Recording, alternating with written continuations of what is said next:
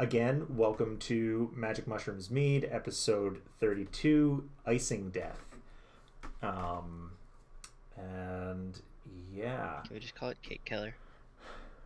You can go ahead and call it Cake Killer, yeah.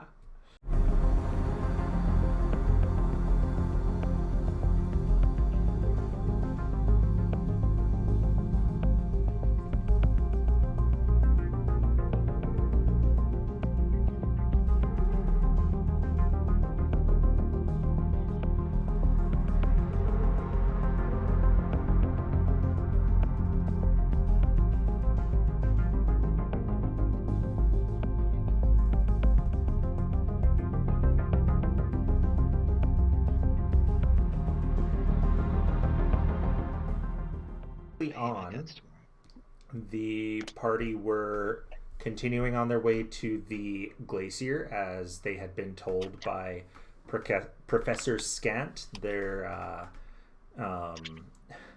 skull in a crystal ball, Professor Orb. He's not able, he doesn't have the same divination powers that he did in life, so he's only able to get glimpses, and he told you needed to go to the glacier because something there is what you need. You need something there. It'll help you in the future. On the way, you guys had come across some undead, fiendish barbarians who, yes, perfect. The cameras are perfect except for mine. You came across some fiendish barbarians who ended up, fucking up the tanks, and everyone else was fine. Right. And let's see. You also came across an injured owlbear and her cub, and Lilith diffused that situation and helped her out. And yeah, then you continued on last time and met up with a guy who called himself what is his name again? He is Hengar, a member of the Reghead. It is the tribe of the Elk, I believe. Yes. Yes. Hanger is from the tribe of nomads known as the Elk. Yes. The tribe known as the Bear, the Hot Spring, and he does use. I've been trying to use Irish for them, so he calls his tribe a Fine, and his tribe is called the Elk. So he is Hengar of the Elk. And you guys went to a sacred hot spring that had been taken away from his people some time ago, taken by the Bear tribe, the Bear Fine, who had, during a civil war between the 5 great families of the Reghead, chiefdom, when the great chief died many hundred years ago. And yeah, the bears had held it for so long, but then their fires went cold. So Hengar was sent to check in on them and met you guys on the way. You came to the place. I'm going to put on some dungeon music. You came to the hot spring, and he stealthed you guys in, or helped you guys stealth in, and you met a whole bunch of undead with glowing faces. 2 adults and 3 children. Then, while skinny dipping in the hot spring with Golemov, Hangar was grabbed by a giant octopus and pulled under and toward the ice wall, which it turned out had an opening that led into the glacier. After much finagling and long ropes, the entire party followed except for Lilith, who stayed out with Hogarth to hold the line. Hogarth would definitely not fit through the hole, but Lilith definitely can. And yeah, Chud was very good at tracking and found the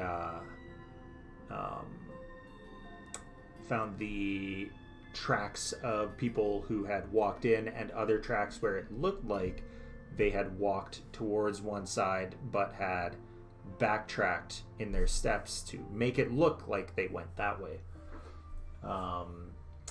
Also, Iggy and Chud, for some reason, I can't figure out why, do not trust Hangar. I don't know why, but they don't. And we're talking pretty openly about just killing him. He took a bunch of damage, but did manage to kill the druid, and that was pretty much where we left off. I'm going to move us up to... So it wasn't actually an octopus or a squid that stole him, it was a druid that had transformed into one of those. Yes. Exactly, right. So we are going to start up here with Lilith. You are up here. Hangar's in the water holding the rope, and our wonderful Elliot is standing by the water with two little chewingas who are next to him. They are playing with Bane, who is not having it because Bane is an angry goat, but they're still playing with him. Yeah, with their set of spoons. Yes, they've got some. Was it wooden spoons or was it knucklebone trout or knucklehead trout? Knucklehead trout, I believe. Okay, yeah. No, how did we meet the Chewingas? Yeah, I still have the set of wooden cutlery. They wanted the knucklebone cutlery. Yeah. They had They been kinda came out of attacked nowhere. by a steam mephit. Little tiny goblin-sized elemental of steam that had hurt them, but you guys saved them. And yeah, Lilith, what would you like to do? The entire party's inside, and it's probably been about 5 or 10 minutes.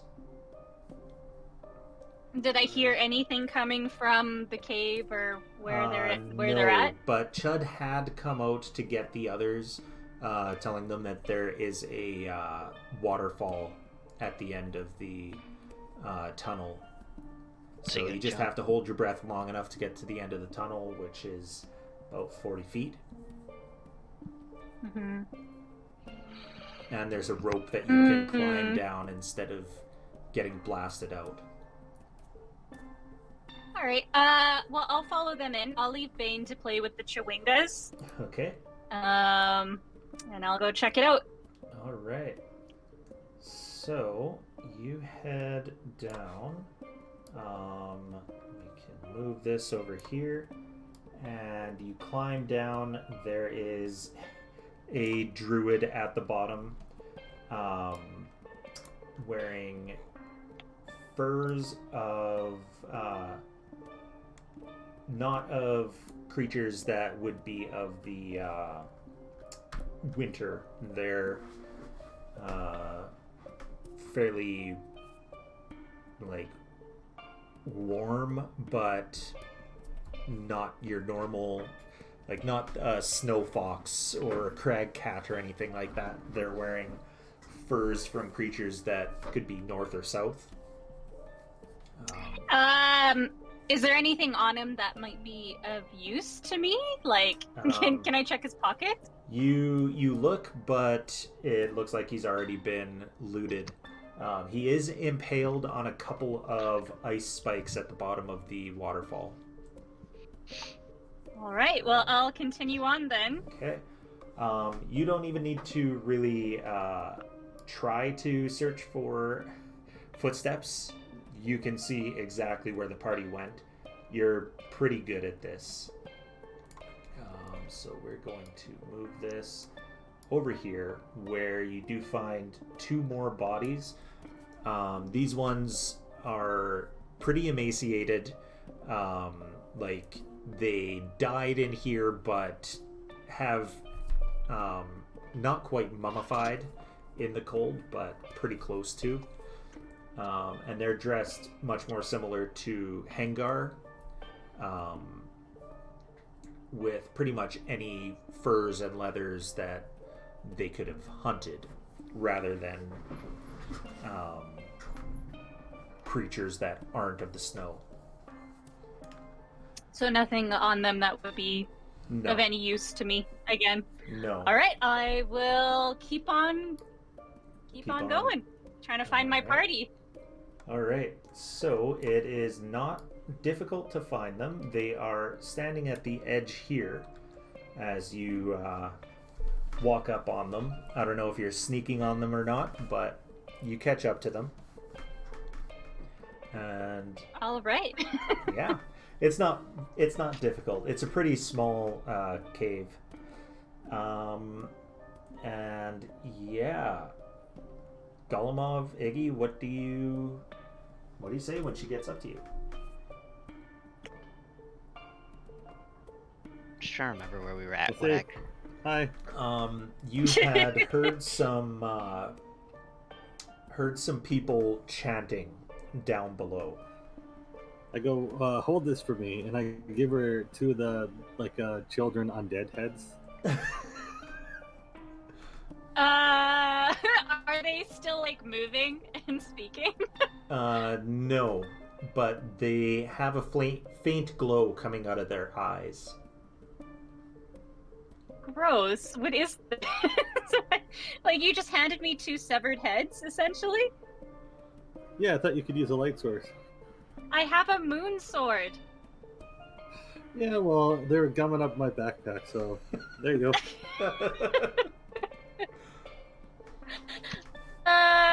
Alright. Are they of any use except for the fact that they glow slightly? They can have use, yes. You can, I believe it's with an action, you can get them to blast the light to blind someone. Cool. It is a constitution right. save, but it could end up blinding them. Alright, are they on like a little rope or something? No, I was just holding by the hair. I think I have a rope in my inventory. I'm just going to tie a rope to their hair, and then I'm going to like hang them around my shoulders. Okay. Alright. Thanks, Iggy. Don't mention it. So, what is that particular spell? I want to see what Chud wanted to cast. This one.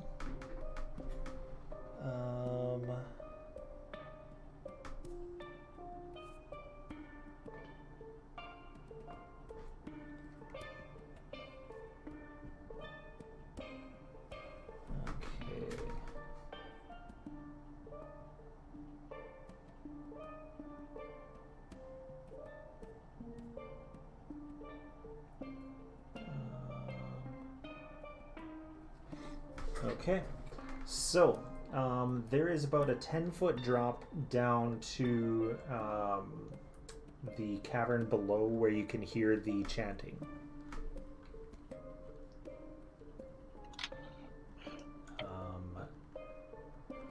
And your light sources cannot quite reach. 10, 15, 20, 25, 30, 35, 40. But Chud can tell you that he can see a skeletal dragon that has been pierced from above by an ice stalactite.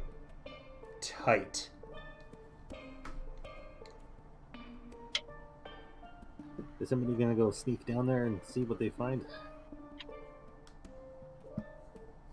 I mean, take a peek. Are we, alright, well, can we see how big of a space is it before, like, it goes into the chanting? So Chud tells you that it looks like a fairly large cavern down there. Okay. He can't see the end of it. Okay. Well, I'm gonna try to, I guess I'll try to hop down and slow fall. Okay. And try to be sneaky. Alright. Hengar will follow you. Not very far, but follow you down. Yeah, I'm not trying to go very far. I'm just trying to Yeah. jump down to see if I can see what they're doing. And I don't know why your globe isn't there.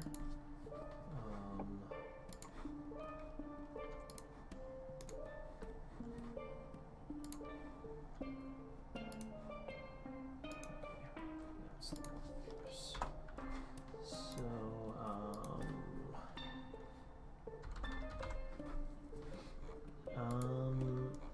So from here, the chanting is a little more easy to hear. You hear one of the chanters say, "Let in cold, that it may chase away the false security of warmth." What are they chanting in? What language? They are chanting in Common. Let in the What are they cold, saying? chase out the security of the false warmth. It False warmth? is let in the cold, that it may chase away the false security of warmth. Oh, weird. And with your with the light from your globe of whatchamacallem, you cannot see them, but there are a bunch of stalagmites on the floor in front of you, so Okay. let's move this down.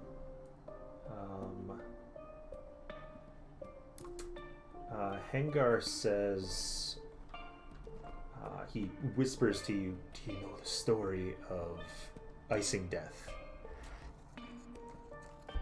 I'm not familiar with it. Says, a great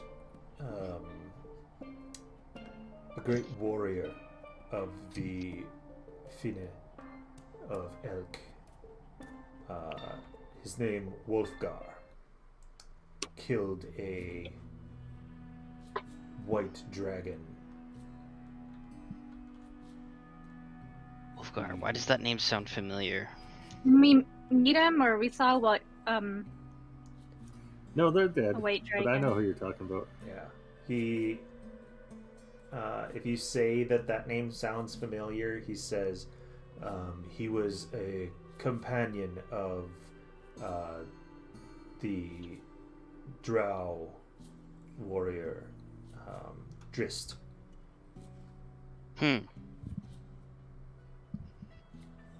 Quite the legendary warrior then. Yes. He says if they are using magic on him, there is only one thing he they are trying to do? Well, I don't know if they're using magic on him or... Chud said there was a dragon skeleton up ahead. Yeah. I'm concerned that's their goal. I agree. We cannot let them do anything. Can we... Wait, what can they do with the dragon skeleton? Well... We're too far away, Melissa. Yeah. Oh, sorry. But... We're just peering over the side and waiting for them. I'm just hearing a whoa, whoa, whoa. Yeah. Yeah. You're hearing the edge of a whisper. Alright, well, can we tell how many there are from down here? It sounds like only 2 voices. Okay. Well, I'm going to, crap. Can they see us up there? You do have light, so you can motion to... I want to, like, motion to see if I can convince Chud to come down, and I want to hold him on my head so that he can see if there's any more people hiding in the dark before we approach them. Okay. So, Chud will climb down onto your head. Yep. And from here, 5, 10, 15, 20, 25, 30, 35, 40, 45, 50, 55, 60. He says, I can see one of them just on the edge of my vision. He's chanting something, pointing to the skeleton. Yeah. Okay, well... I guess, motion for the rest of the party to be, come down, I guess, as I move slowly forward. Chud, being Chud, hugs you. Yep. Sounds about right. Doesn't want to get off my head, but I'll take him off of my head anyways. So let's grab everyone else. Fairly loud, but most likely following right behind you is Severin. A little behind that is going to be Skamos, Lilith, and Iggy. How far back are you? I'll just start walking forward wherever they're. Okay. Alright. You all get down here, and what are you guys going to do? I'm going to, see. I like to position myself approximately 30 feet away from them and whip one of the javelins that we picked up off of the dead people at them. But I don't know if I can do that without them seeing me. You can try. You do have a light. That is true. Just a little bit.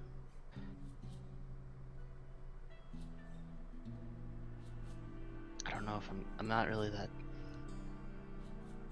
conscious of being sneaky. Well, I'm gonna try to move down to the bottom, like down the rock to the southern rocks there. Okay. Sneaky or no? Well, yeah, I'll try to sneak. I'll try to stay sneaky, but... Give me a stealth check. 24. Ooh. Nice. So, you are pretty damn sneaky. Even with the light, you're just far enough that the one over there that's kind of looking in that direction doesn't quite see you before you get behind the rock. Are you going all the way down, or... I guess you can see him now on the screen, but...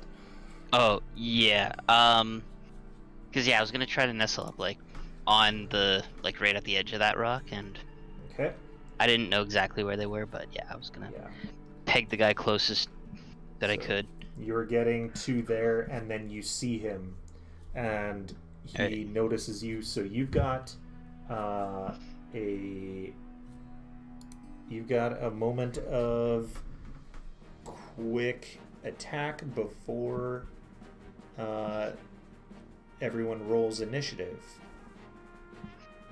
Yes. I would like to throw the what's it called? The Chardelin tipped javelin at him. Okay.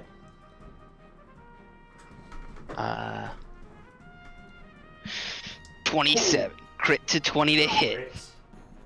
All right. So,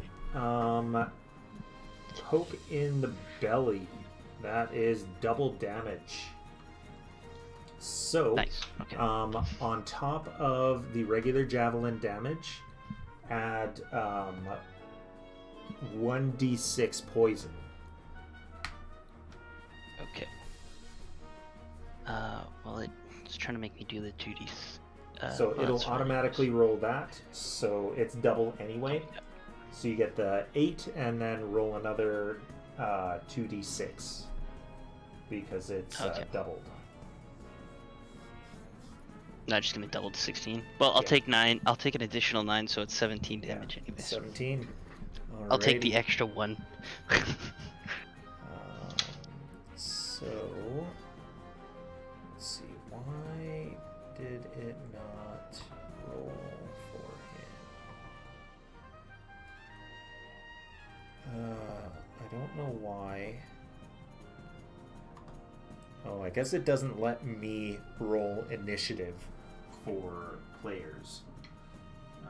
So I'm going to roll +6 for Skamos. Doesn't let me roll it on their things. Alacrity isn't all initiative rolls for 8 hours, right? It's just the next roll. Yeah, it is. Let's take a look. Alacrity, can't remember if that was a spell or not.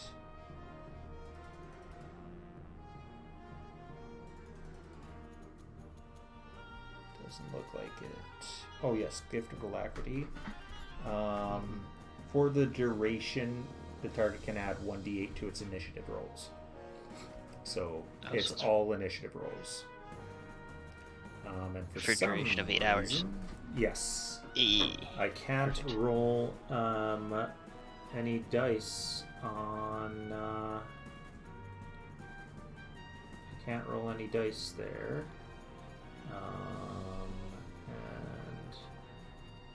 can't roll dice on here. What the hell? Okay, there we go. Because I know he cast it just before we came into the camp, and we haven't been in this camp for more than 8 hours. Yeah. I rolled a 21. Okay, so Lilith has already rolled. So 11 for Chud, 21 for Golemov. Just roll 2 because it's -1 for Severin. So 17 was the first, so Severin is 16. And Skamos is +6, so 13. And that is everyone, I believe. Yes. So start. And I just need to check one thing.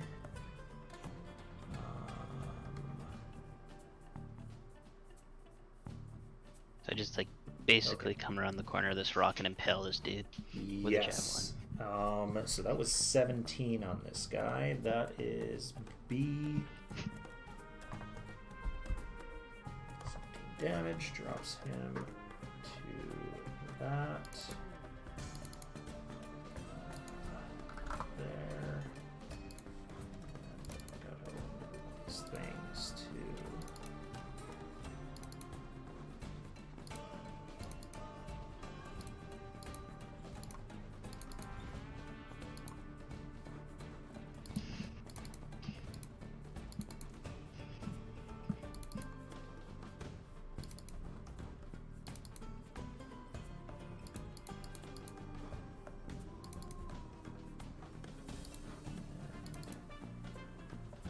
Okay, and do I have you? No, I don't. There we go. Okay. That blasted him, and now we are starting with Lilith. So you are up here.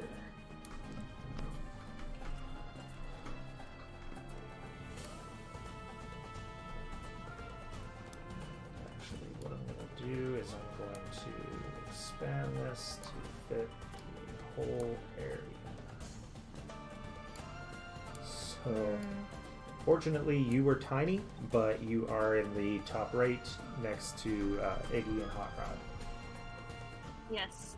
Can I see anyone else? Can I even see the character that he's attacking? Because he's behind like a big blockage.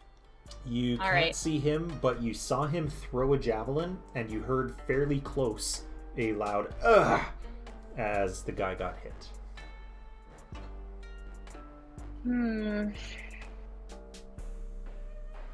I'm gonna hold back for now until I see more enemies. Okay. Any movement, or are you just gonna stay right there? I'm gonna stay where I'm at. Okay. Do you want to ready an action? I will ready. Let's see. I'm trying to think on what like cool shit I can do now that I'm a higher level. Yeah.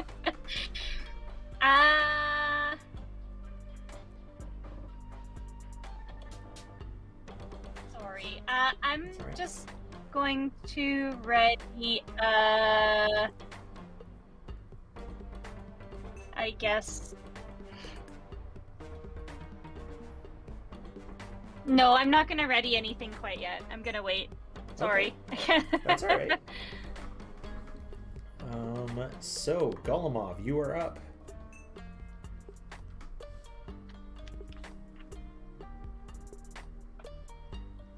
Wait, I'm muted. Hold on. I'm gonna run up. I'm gonna punch the dude, and then I'm gonna run away. All right.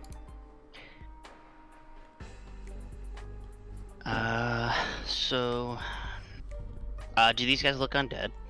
No, they don't. No? Okay, perfect. So I'm going to punch him square in the nose. 12 to hit. 12 to hit is a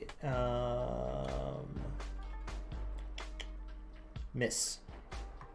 Okay.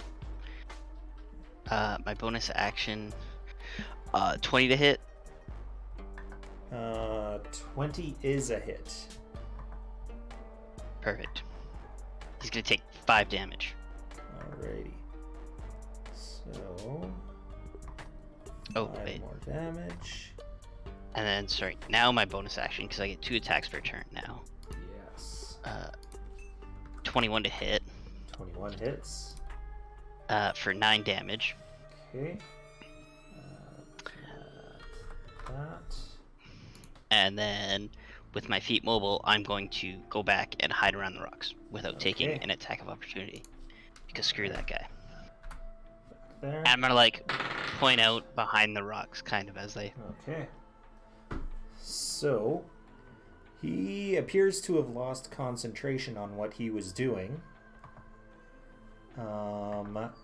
And Severin is up. He knows that there's someone down there, and he can actually just barely see the other guy. So he's going to pull out his sword, and 5, 10, 15, 20. Oh, man. I saved it, and it is not saving. Vision distance. Well, there we go. 25, 30.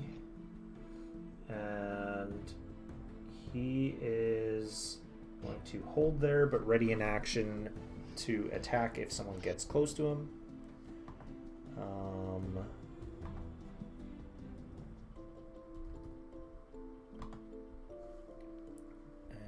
then Hengar is going to back up his friend. 30. And is going to first do a shield bash. What the hell is going on with this stupid thing? It's not letting me roll anything. Saved seconds ago, so I'm just going to reload and see if it will let me roll now. There we go. And he rolls a 1.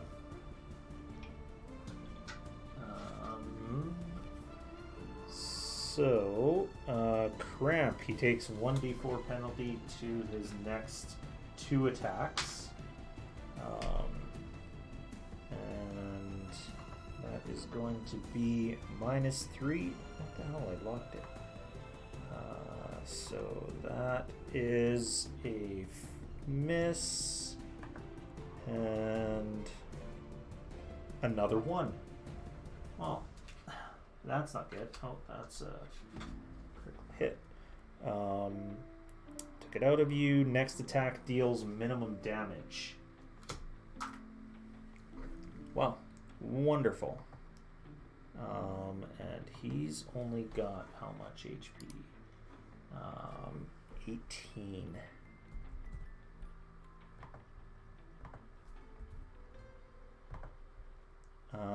Next is Skamos, who has witch spells.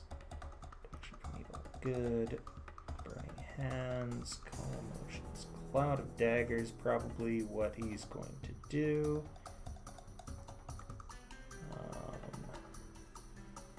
Because that is his best one, actually. But he doesn't have a very good view on anyone, so he's going to have to move up.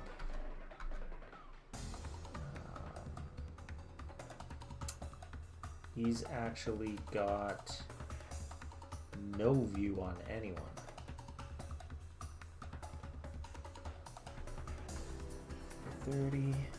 So he's going to hold that until he can actually see people. And next is Chud, who has a plan.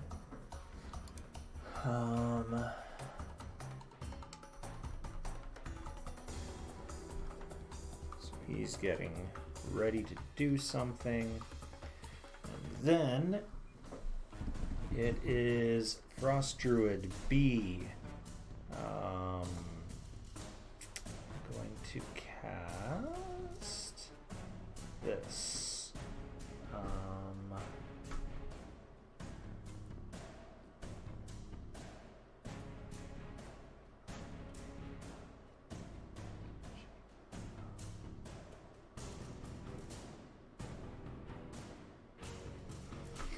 Okay. Is going to cast this, and a blast of wind, a wall of wind, if you will, cuts you off from the 2 of them.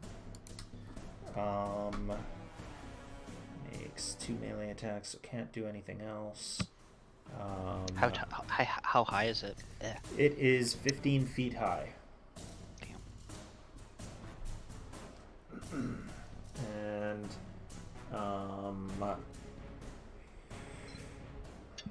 let's see. He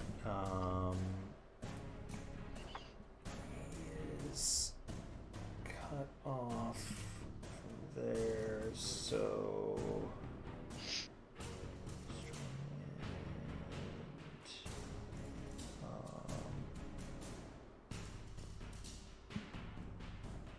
okay. So he's going to take the risk at 5, 10, 15, 20, 25, 30, move back there, and take the risk that Hengar will attack him, which he does. Through the wind, I'm going to give him disadvantage because he's trying to stab through a very heavy wind, so may miss. And he rolls a 9, so he does miss. Next is Iggy. Can I see any of these guys? From here, no. Actually, yes. B, you can just barely see B. He's got 3/4 cover, but you can just barely see him from Severin's light. Difficult to see through the wind, but it's just wind, so it's not actually gray. Do I know where A is? You know the approximate area because that's where Severin ran. Like if I come like 20 feet in an angle, can I still see these guys? Or with my light?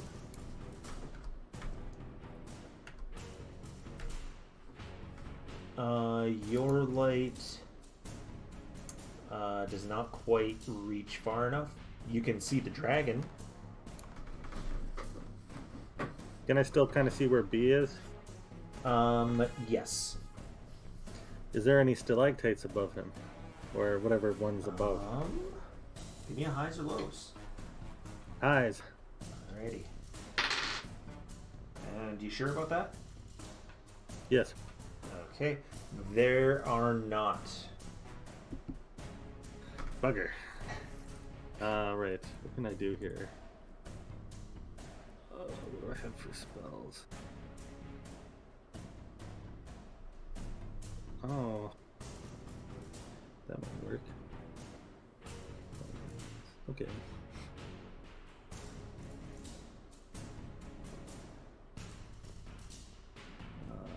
Let's see here. 20-foot cube. Can I get both of them with a 20-foot cube?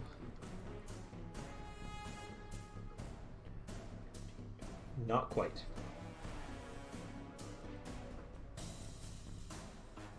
Really? Even Yeah, like they're 25 feet away. I want to do that. I don't know what to do. The wind is annoying. I'll try to use my I'll pull out my little clockwork dagger and I'll try to fire a little firebolt at B. Okay. Pretty sure. Is that with disadvantage or what? No. Because it's a spell, there's no disadvantage or anything like that. Oh, just a regular shot? Okay. Yep. Yeah, and dim light, because he's in dim light, he's just outside the bright light radius. That is a hit. Dim light is disadvantage on perception, not attacks. Figured that out last time. Alright. That's 22 to hit on the firebolt. Yes. Even with 3/4 cover, that's a hit. So 8 damage. Okay. And that'll be it for me. Alrighty. And that concentration. Okay, so yes, that is enough to pass. So with A, he is going to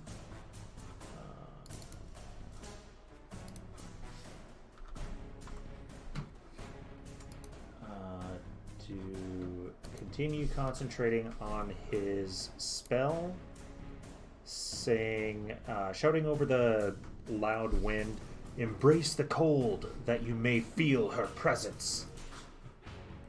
And he's going to step 5, 10, 15. 20 feet away. He's got to still be able to see it. And Lilith, back up to you.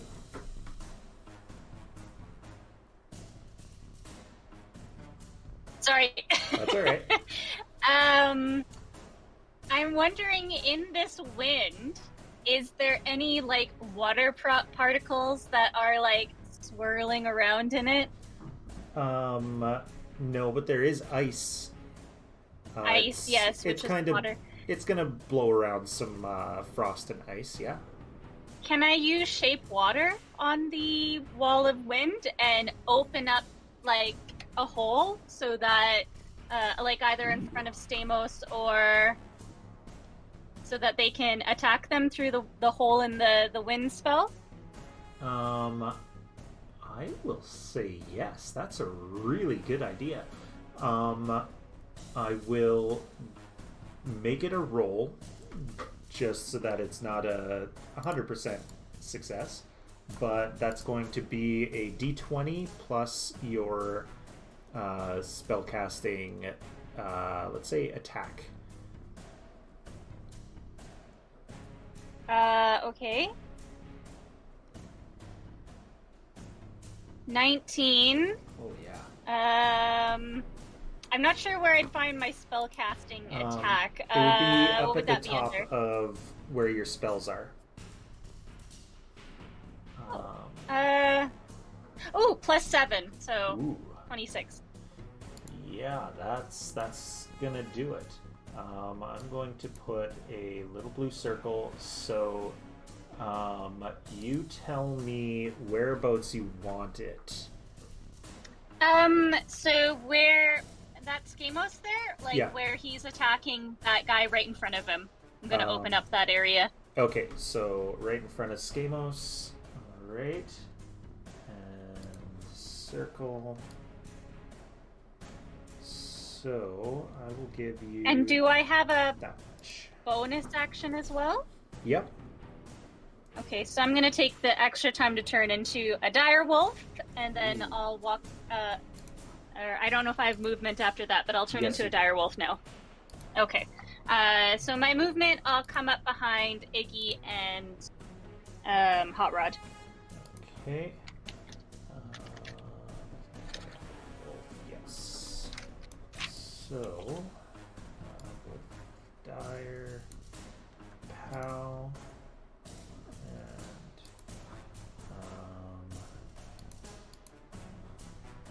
I do that one. So, for a moment, I do just want to zoom in on this from Vivid Adventure Maps. Your little wolf does move around. Oh, I love it. Cool. That was awesome. So, expand this back up.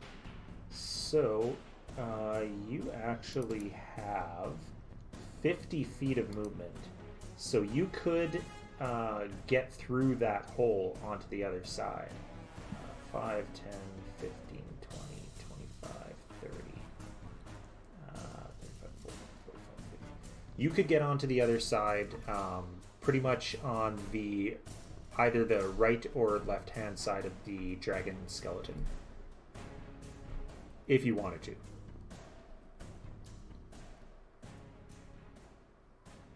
You're muted. Yes, I'll come through the other side. Okay, left or right? Let's do the left side of the dragon. Alrighty. Left side, so you can get right there. Running through. And Golemov, you can see the hole that she opened in the wall. First, I'm going to shout to the other two. Okay. She opened a hole on the other side of these rocks. Alrighty. So that they don't try and dive through the wall needlessly. Okay. Plus, Chud chooses to be dumb and does it anyways. Then I'm going to basically... Wait, do I have Did I take? I don't remember how many javelins we got from. You got 2. 2 javelins and 2 maces. Or morning stars. Morning stars. All right.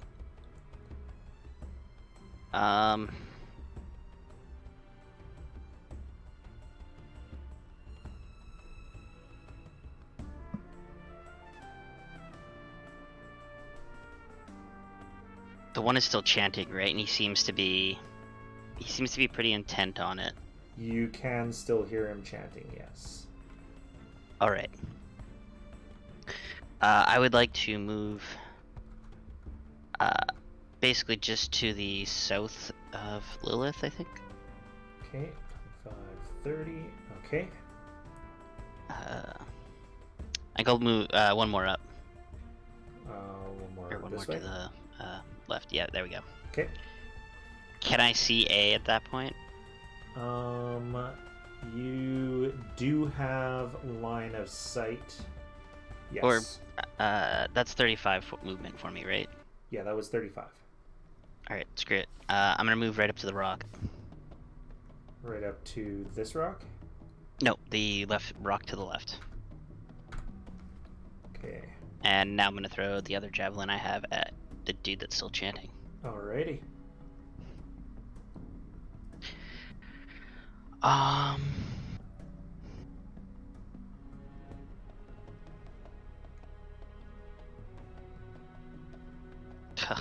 God damn it.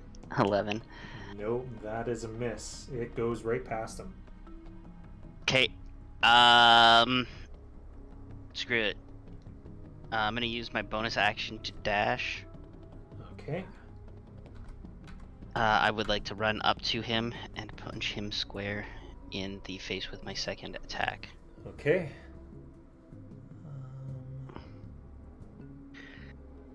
Please hit this dude.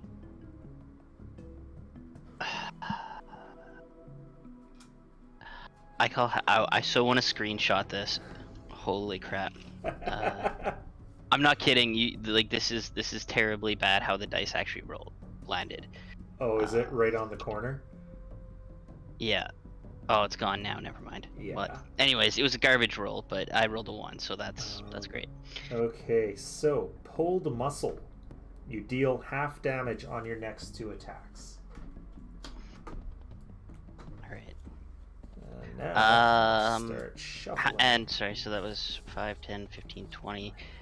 And then I'm going to move back to the top of the rock. Okay. After I miss What's the your attack. movement?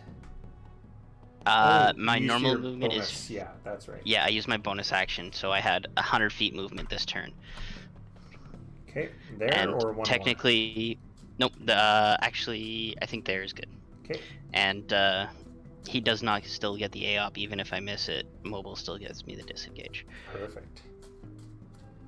Alrighty, so next is Severn, who is too far away to get to A, but 15, 20. Yeah, he can get to B, so he's gonna go for B.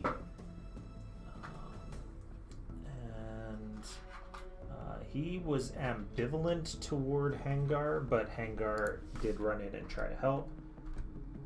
15, 20, 25. So he is going to cast Healing Strike. So he's only got first level spells for this. He's going to cast that. Oh, and he can use a pact slot for that. Just can't cast it at second level. Okay. Oh, yeah, because he's got that from the sword. That's right.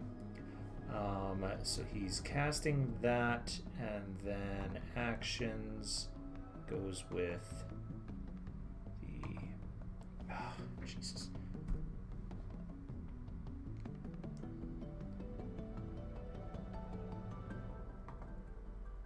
There we go. Ooh, yes, 22 to hit. So that with 2 hands is not shapeshifter or undead. Okay, so it's D10 plus 6. Why is that D8 or plus 8? That's weird. Okay, so 9, and then the healing strike is just 1d6 plus half the damage dealt. So heals him for 2 plus 4 is 6. Okay. So 9 on, well, 6 heal here, and 9 damage here. So Hengar is up to 24. And Druid 2 is down to that. And next is Hengar. So Hengar is up to 5, 10, 15, 30. And he's gonna have to use his action to run in. 45, 50, 60. And Skamos actually can see from here. He's going to move on to the other side and drop a cloud of daggers at 2nd level. Skamos, cloud of daggers at 3rd level actually.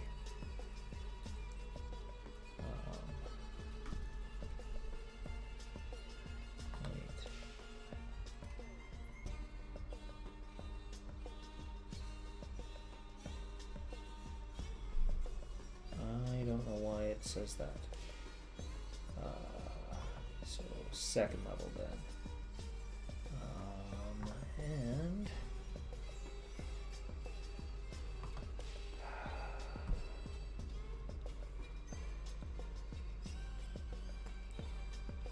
spells down, 2 daggers. Now are you gonna roll? Yes. Oh, that was terrible. That was terrible. 3 1s and a 2. No, not what his HP is.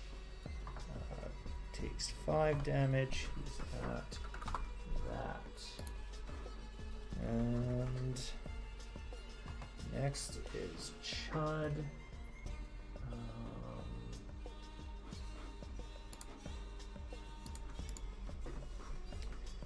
Chud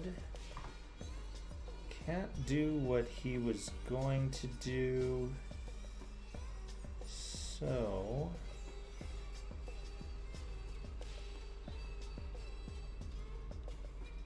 he's going to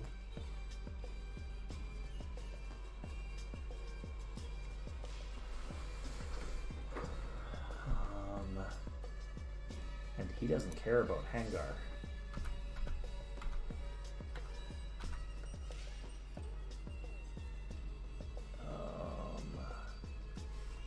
From here,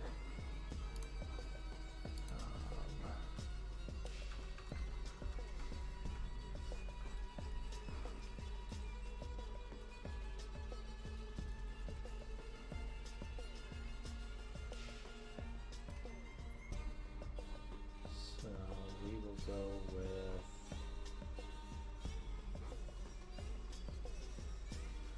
this one.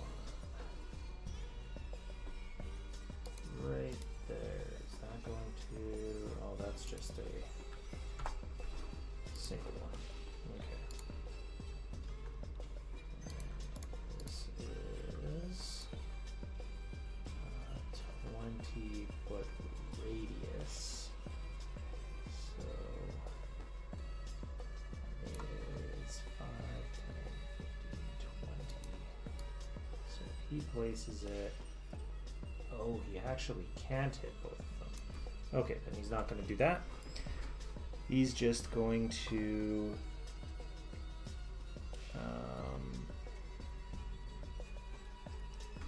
he's just going to Hunger of Hadar.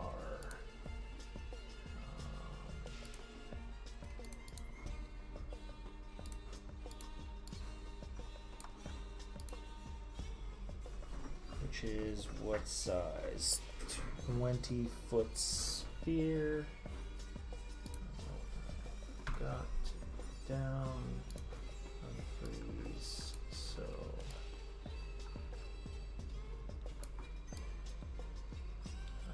Drop it there. And Dex 15. So. Druid makes a Dex save 15, which he makes. So that is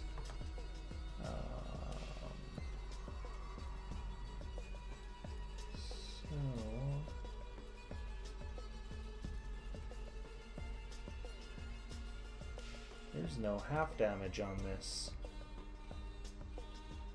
Okay. So he takes no damage. I think we were commenting on that last section, and we're like, wow, that's a surprise. I think there was another one that was like that, because he didn't cast... I don't think he cast Hunger of Hadar, did he? Or, yeah, Hunger of Hadar. No, the other one did have half damage, he just didn't see it. So, at the beginning of his turn, the druid has to roll again and saves again. So it is going to run. He's in darkness, so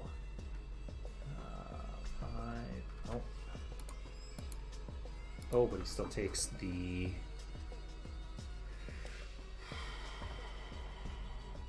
damage from the cloud of daggers. That's better. 12.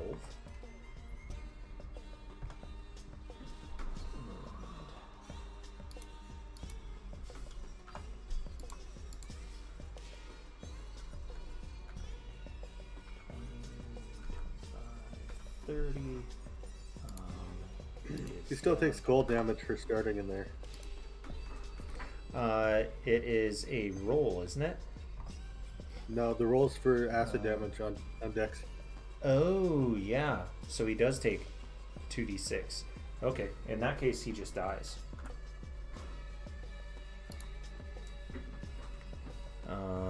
Okay. So, that is another 2. Don't even have to roll that damage. And Iggy. This ends. No need for that shape of water anymore. Okay. Do I even know where this guy went? You know the shape water went up after he moved. You do see the black sphere, and you see Golemov over to that one side. I don't think I would just continue to move in my angle, like angularly. Okay, that is a little too big to go over. 5, 10, 15, 20, 25, 30. That is, or does he have 40 movement?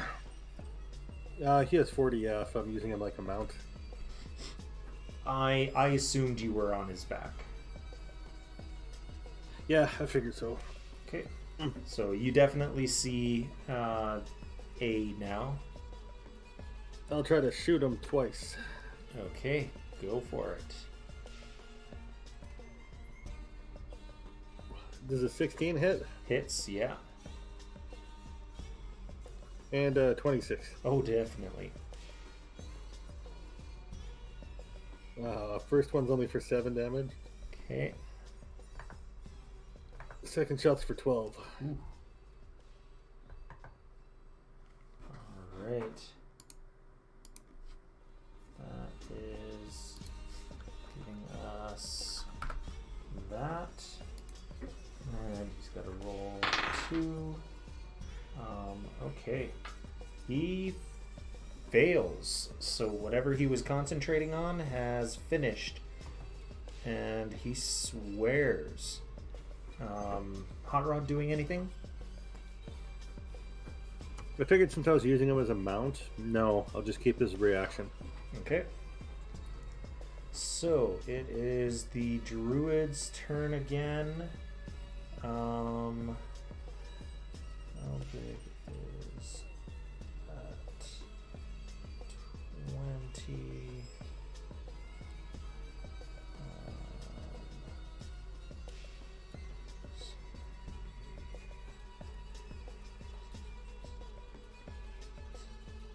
Okay. So, this is the best I can do.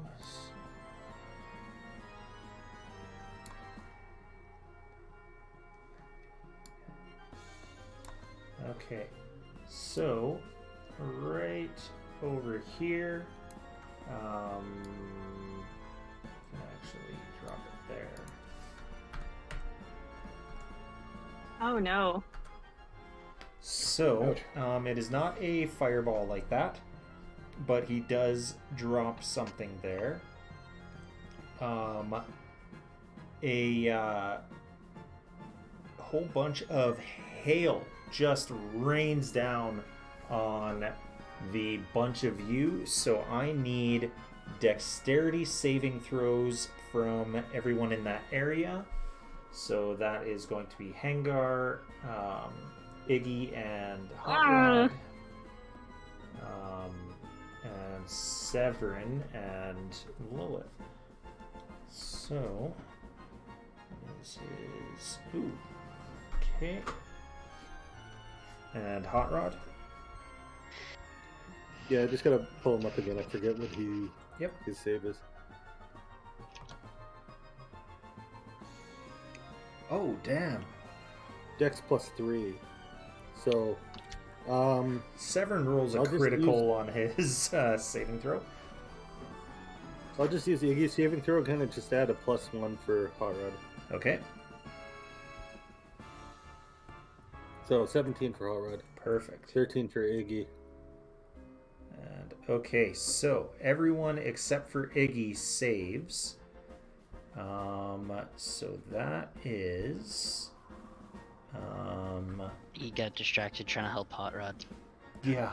Oh, there we go. Uh-oh. What a jerk. Or half as much on a successful one. So that is going to be 3d8 plus 4d6.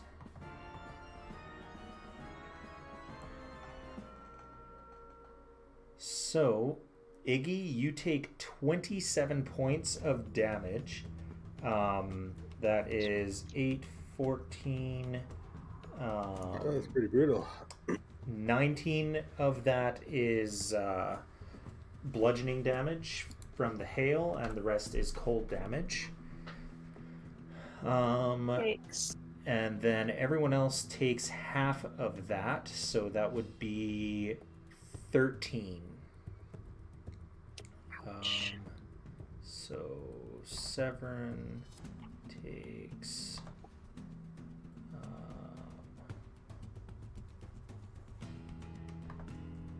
13 damage. Okay, so Iggy is down to 5. Hot Rod, his max is 27 still, right? Nope, his max is 32 now as well. Okay. 32 minus 13 would be 19. And scroll up to Severin is 34. Lilith, did you put in your damage? 13? Yep. So I'm at 24. Right. I've 'Cause, got that you are a wolf now. Yes. 24 and Severn is 34.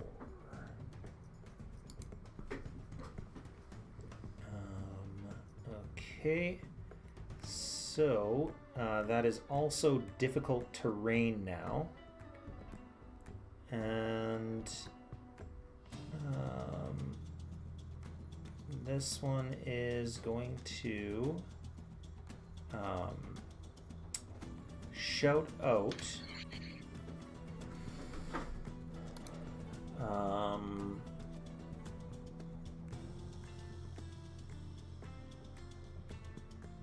Shout out,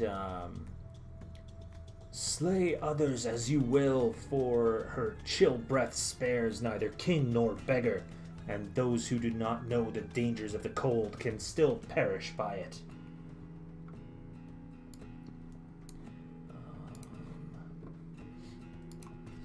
Dude, sounds like he's full of hot air here. This guy sucks. Maybe I should say cold air. Lilith, you are up next. Chud's gotta make a con save. No, Chud's outside of that. Never mind. Is the guy in that purple thing? You are not sure. You heard a scream, and that was it. And he got nailed with a bunch of ice.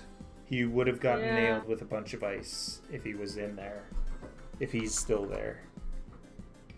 But that sort of purplish circle there is just a void of black, with the occasional only Severn that can see in there. comes out.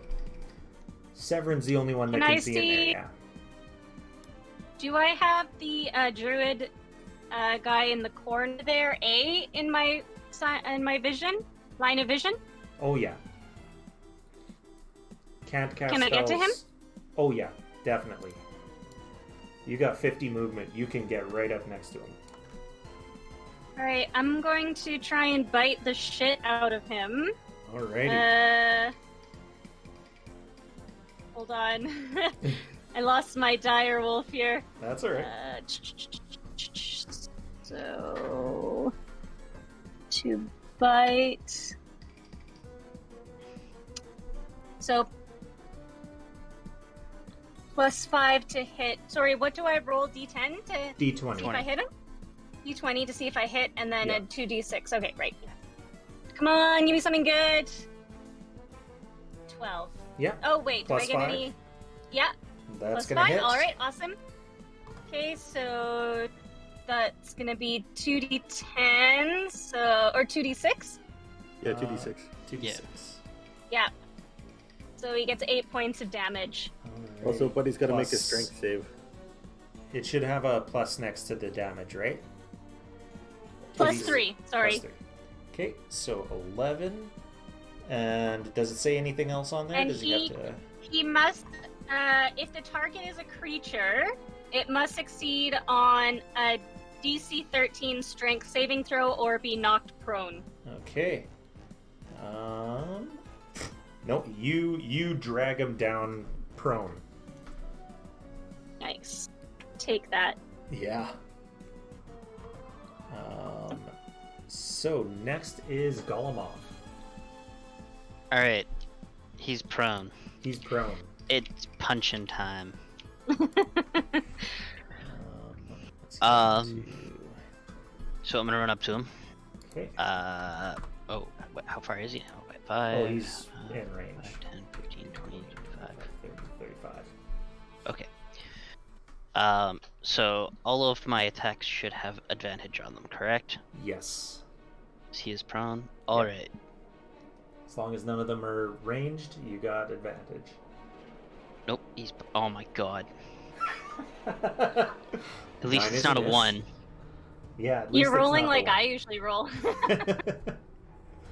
Okay, 24 to hit in the first 24 one. hits, yeah. Or for the second one, okay. He takes 5 damage. 5. Yes, because you do half damage on your next attack. Because of the half damage from before. Yep. Okay, so that's my actual attack action. Yep. He is also going to have to roll a Con 14 saving throw because I am attempting to stun him. Alrighty. He rolls a 22. God damn it. Well, I'm gonna punch him again. Okay.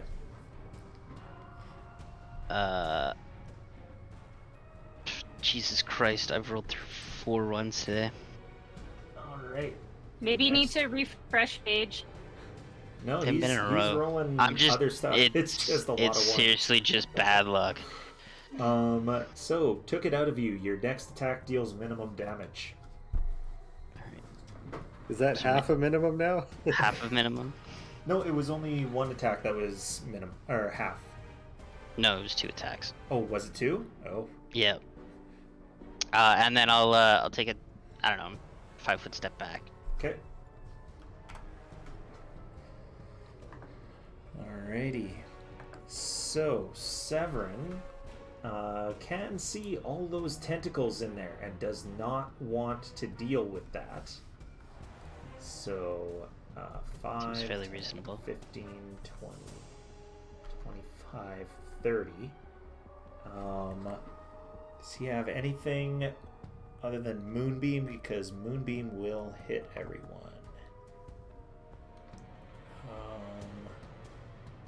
Oh, he could have had Hellish Rebuked. Yeah, he's got Eldritch Blast. He'll give him a blast. That's a hit. Oh, that's at a disadvantage because he's still prone. Oh, yeah, I forgot about that. So he's still prone. Still a hit. So, 9 damage. This guy. 9 damage. He's down to that. Definitely bloodied.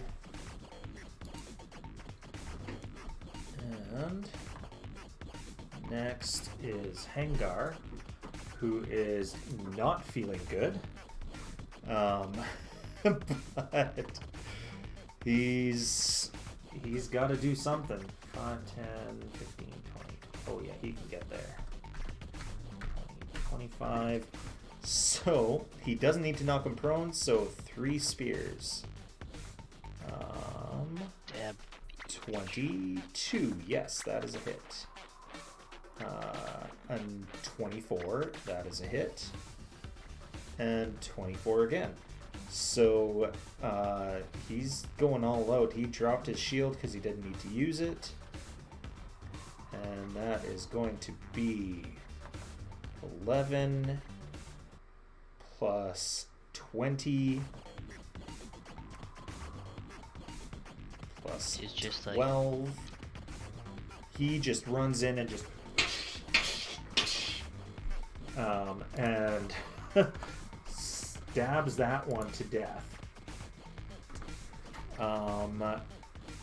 So that is that portion. Skamos drops the cloud of daggers. Doesn't have anything to do. He's just gonna walk around, taking a look. I want to go and tentatively kick the dragon skull, like not disrespectfully, but like lightly to see if anything happened. Okay, Chud drops that. Iggy, are you gonna do anything? I'm gonna heal myself. Okay. And any movement? No, I think I'll just stay where I am. Okay. I'll just heal myself. All right.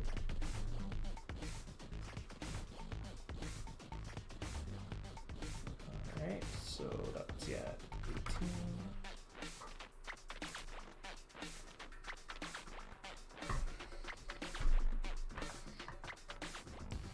then Lilith, you gonna do anything?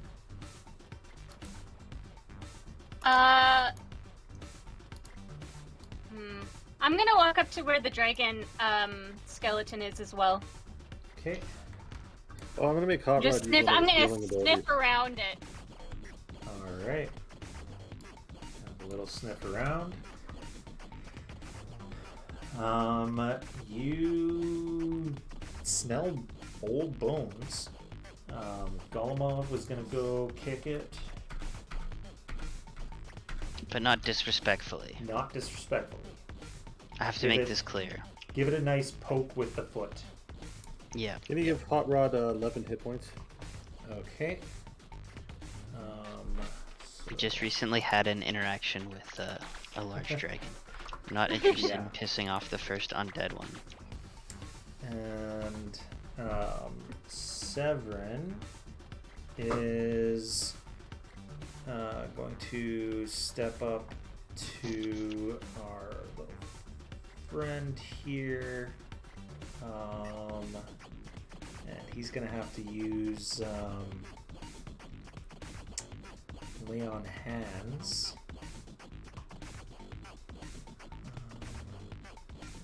Wish there was a way to take off more than one at a time.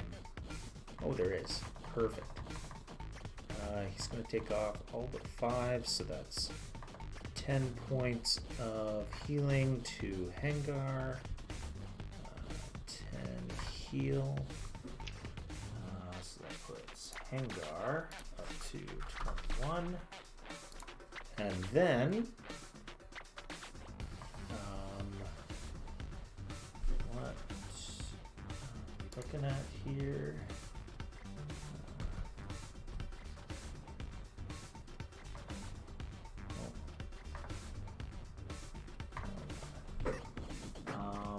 Okay, then we've got something that happens. The white dragon skeleton's eyes start glowing, and it stands up. And Oh shit! yeah, oh shit, indeed. It does it have a good spot? 30-foot cone. So 5, 10, 15, 20. It can get 3 people in that cone. So Uh-oh. it is going to blast a cone down, getting Lilith. Oh, it can get 4. Iggy, Hot Rod, and Severin. I need Constitution saving throws from each of you. Ooh, not good. Not good.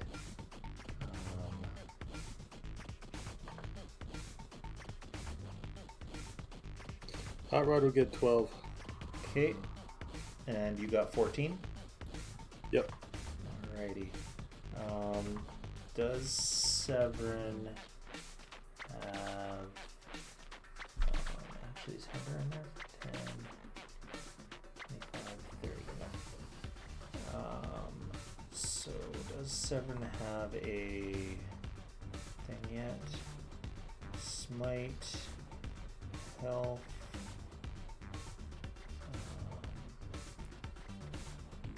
No, he does not.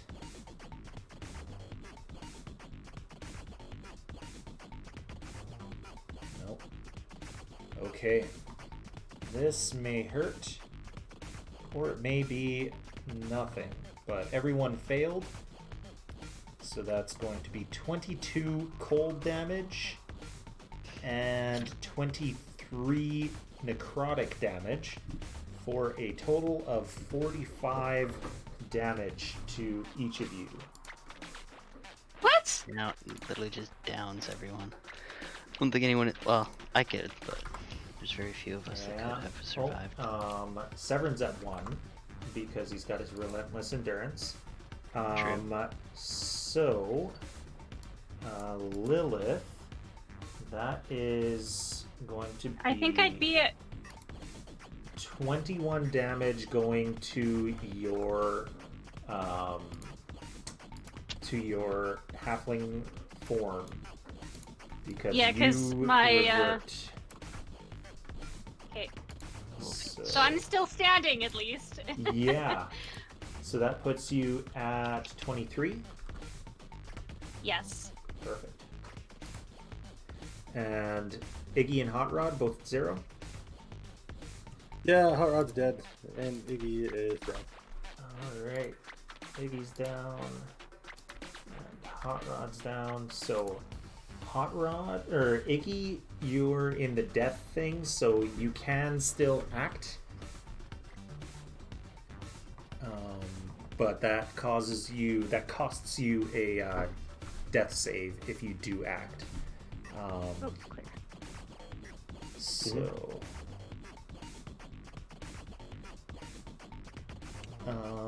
So Hengar immediately says, "Oh fuck," and runs back. I look over to him and be like, "This is what I was scared of." 25 says, "You and me both." And he is going to roar and make 3 attacks. So that's 20, which hits. 23, which hits. And 20, which hits. Perfect. So, he did drop his shield earlier. So his AC is only 14 now, but that's 16, 14, and 12. So 30, 42. That's it. He is not... doesn't have anything against that. So...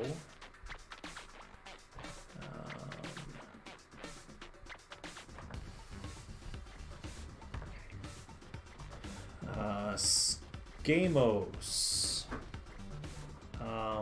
has used up all of his 2nd level.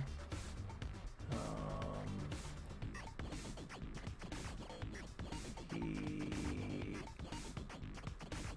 can apparently use a 3rd level to cast a 2nd level spell. Does that sound right, Iggy? Ryan, does that sound right? Like, what level is he for Bard? So, what level is he for Wizard? He's 3-2.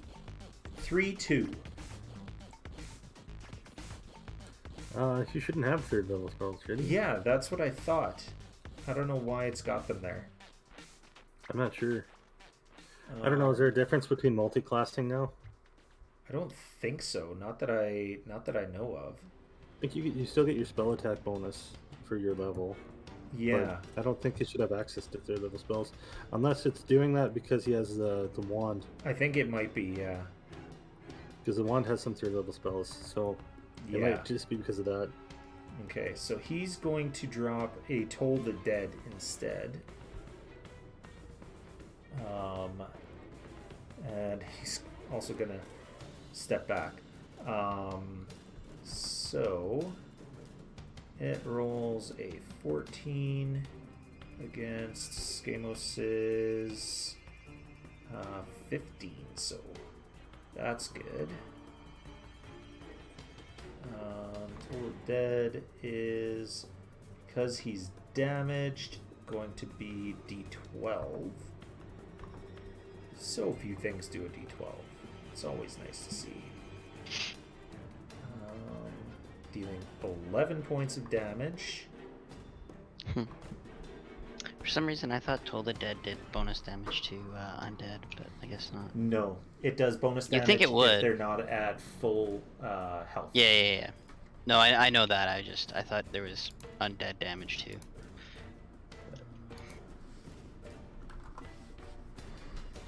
So, next is Chud.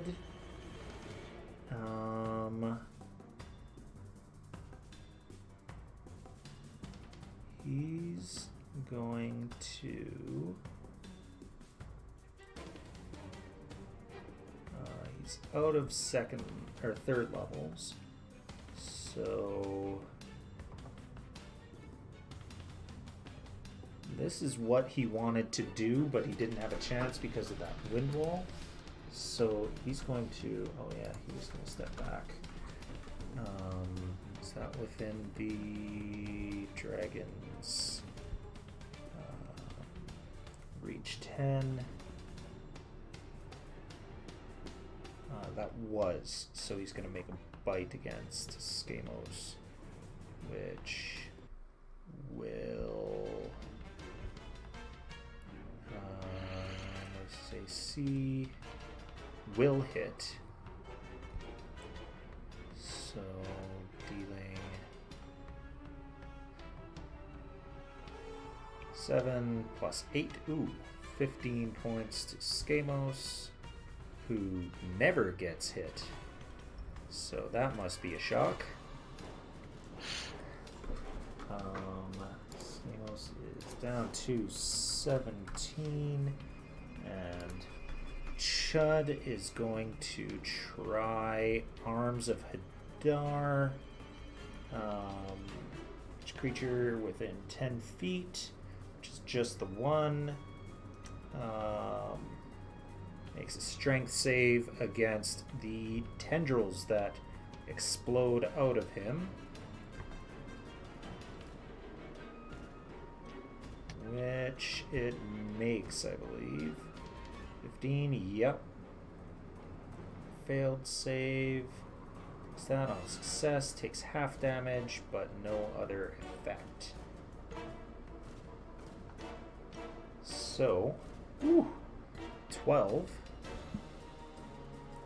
Okay.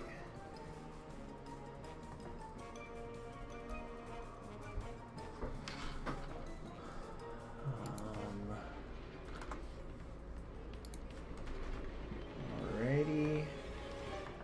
Then Iggy, you are up. Alright, let's see. It is falling apart, but doing anything will cost you 1 death save. Yeah, I know.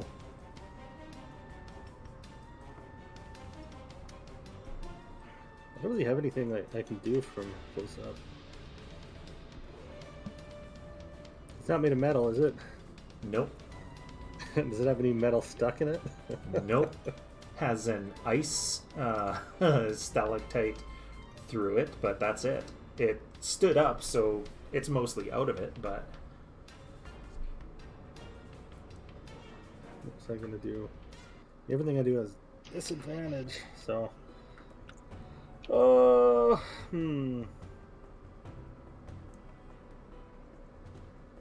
Muted. I'll burn a death save to heal myself. Okay. There you go. 9 hit points for me. Back up to 9. And doing anything else? No, that's all I can do. Okay.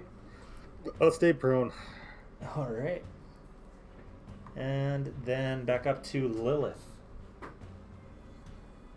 You are 10 feet away.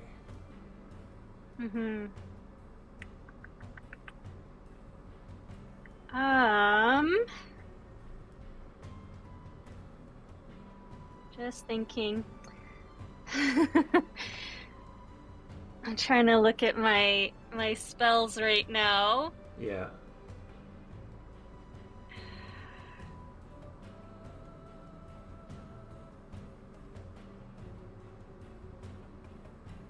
I'm just trying to think which one could give okay. the most damage. I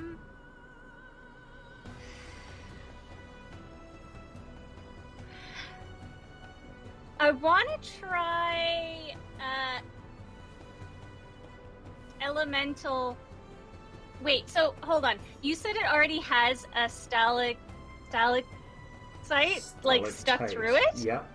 It's most of the way out because it stood up, but it's still there.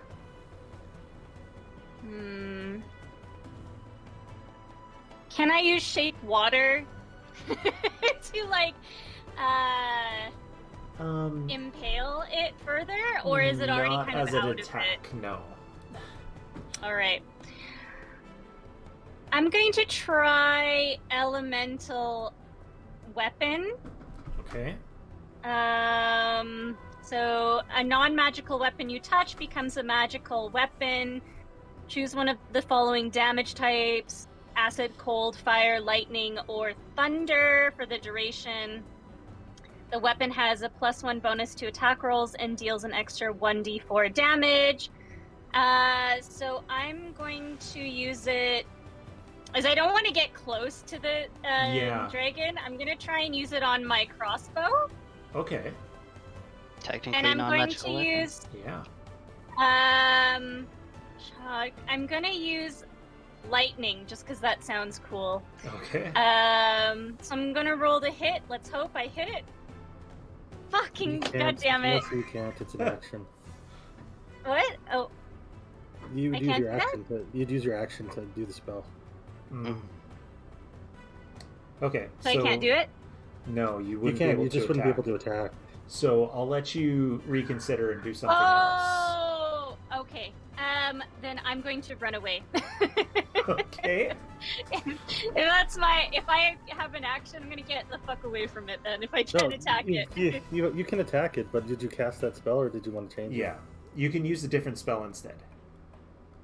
Or just straight okay. shoot it with your Yeah. crossbow. I'll let you use a different spell instead. Gotcha. I've never had good luck with my crossbow. Yeah. And Moonbeam, there's too many people around, right? No, it That is thing's pretty big, big. so you can drop a moonbeam down. Okay, I'm gonna try and drop a Moonbeam on it. I can do a 3rd level Moonbeam, right? Yeah. That gives it a little bit more damage? Yeah, if you've got the spell slots, you definitely can, and you should have spell slots for it. Yeah. Do I roll a d20 to see if it hits? No, First, it should before say the what the effect? saving throw is. Okay, so it says con 15.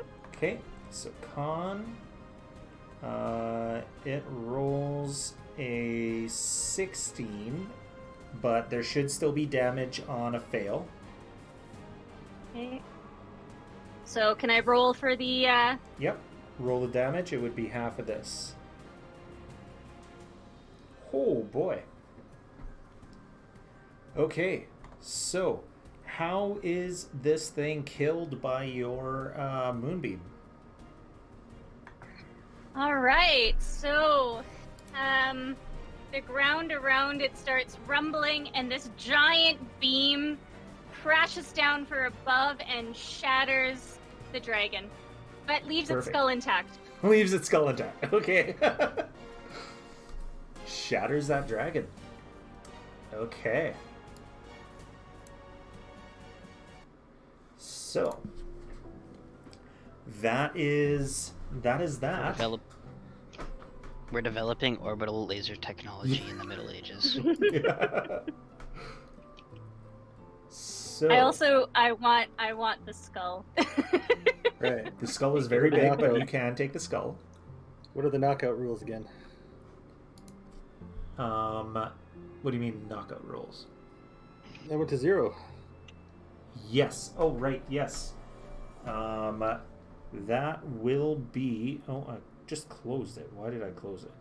Oh man.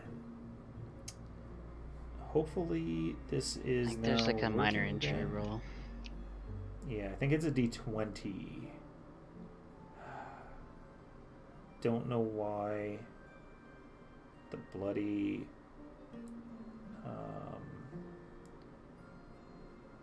thing isn't saving.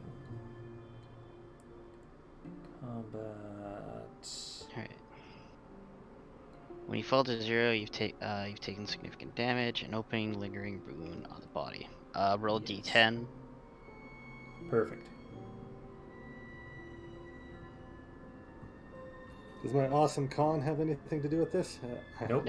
No, so the first thing you do is roll a D10 to find out where the wound is. Right on my face. 5. A 5 is your stomach. Okay. Stomach. And- Now what? You now have IBS. Yeah. From the cold? Probably. Each time Okay. you gain a lingering wound, you also gain a level of exhaustion. Okay. Um, We're rolling So, well, the it's- d20 for the injuries. no, so he rolled a d10, Yeah. and that's where he determined where it is, so it's on his stomach. Then the next thing it says is exhaustion. The next one is, well, it's untreated, making your life difficult with exhaustion. You can spend 1 hour to treat a wound. Unless we had a different one, because Melissa Yeah. lost toes. With at one the point, with so- the other ones, we were going with Okay. the injuries for the. We used the injuries from the DMG, so that would the be permanent injury a, portion. Yeah, the lingering injuries. So roll me a d20 instead. Do I get to... Kahn is my save. Does that do anything? Nope, doesn't do anything. 14. 14. Ah, Festering wound. Ooh. There's Did my no- magical healing do anything? Yes, it does. So, just like when Chud got a festering wound, you healed yourself, so you cured yourself of the festering wound On my stomach. We'll go on with your that. stomach. So it like froze through. That's fucked up. Yeah. sorry, there's a whole nother section. There was another portion here that says permanent injuries. So it specifically gives an example of dragons if they inflict you to 0. Okay. Alright. Same concept, roll a d10, same kind of injuries. In this case, Iggy would have. We can either go with the The festering wound, or the other one is on this one with the 5. He would lose an eye. Or He just already lost lost one. an eye. I know that. You can just like his glass eye fell out, and he's like searching on the ground for it. If you want, it can Oh, blow my man. glass eye up. That's up to you. Which one do you want to go with? Festering wound that already cured, or something happens with your eyes? I don't know. Maybe we'll reroll again. Okay. The permanent injuries are actually pretty bad. I have 5 again. I'm gonna lose an eye again. So, Oh, I still got an eye, so I still got one. I you could still make a got new one? one, maybe. the Charlatan one is letting you see out of it. So, roll a d20 on a 1 to 9, 1 to 10. It is a your left eye. On 11 to 20, it is your right. God, we're gonna have a blind Iggy by the end of this. 2. Yeah, what? 2. So that is your other good eye, your real eye. So you can There still goes. see out of the Charlatan one, but your real eye is now blasted out. Just frozen off. Yeah, you got a That's shard of fucked ice up. in there, and maybe like part of your eyelid or something is frozen off. Frostbite right around there. I have to make myself an eye patch. Yeah. Oof. Rough. Oh, and it was half necrotic damage, so maybe your real eye Just melted it. just melted. Mm-hmm. You got frostbite around there, but your eye also shriveled and melted. Yeah. That's Should've not good. taken the IBS. Yeah. Should have whatever. picked the IBS. Makes things interesting. Yeah. What would happen if your character like goes blind in an active game? You've Would you got just, like, disadvantage have it- on everything. Yeah. Pretty I much. would retire. Yeah. Luckily, you I can still have retire. a- Yeah. Look at I still have a cursed eye. Yeah. Yeah, so Right. like Iggy hasn't gone into too much detail about his whole other eye. So like at this point, I'm assuming he's blind. Yeah. You haven't mentioned that you Actually- can still see out of it, so. Yeah. Well, I don't know. I guess right now I'd fix Hot Rod. Use the spell to fix Hot Rod. Okay. Come over to Get Iggy, be out of like, it. dude, You You can see okay, it drastically, dude? though. It's got like a little, almost like red dot in the middle. Like it's not like just like there's like a light shining, like a little LED shining in there, deep in there. Yeah, yeah. But it points around like an eye. Oh, nice. Weird. That's got my half frozen face, and my healing didn't work. So, Walk up to Iggy and just be like, just start looking at me like, hey, are you okay? Not really. so I got a terrible headache, and I can't see out of my right eye. My good eye. My good eye. Is it bad? And then I open it up for you to see. It's like, there's Is it not still much of an there? eye left. how bad is it? Like, Is it just gone? Did it like totally melted or what? That's up to you. What's it look like? I'd say it's probably just Oh. totally gone. It's just empty eye socket now. There's nothing there except for like frozen rot. Oh my god, you look horrifying then. frozen, Holy shit, shriveled you're like- eyeball. You're like the guy from Raiders of the Lost Ark. Like his face is like half melted. Face melting, yeah. Oh yeah. Oh god, that's horrifying. God, you think Hold Lilith on to your would be eyes, smarter Bella. about fucking with dragons? The second time a dragon's almost killed her. I'm gonna stay away from them from now on. These things happen. So Yeah. So Buck that up, champ. skull that you want is as big as you are. The horns that it had, even though it was a white dragon, it did have horns, which is unusual. Those are already gone. Like someone cut it off when it first died. Hmm. But the Well, I'm rest of gonna the take a skull piece is of bone. intact. I'm gonna find a shattered piece big enough to be an eye patch. Okay. Yeah, you can do that. And Hangar says our shaman could use some of these bones. If you don't mind, I'll take a I'm couple. gonna take We're- whatever. I'm I just gonna can look at do him. for building for later. We're taking the skull. Absolutely. She killed it. Take the skull. But What kind of dragon is it? Like it before was it a was- white dragon. Cool. So we have a white dragon skull now. Yeah. Golemoff, you might have to carry this. Oh my god. 'Cause Just I don't think I can carry it. do I look like a pack animal to you? Well, the closest we have right now, actually. Just gonna shake my head and walk away from you.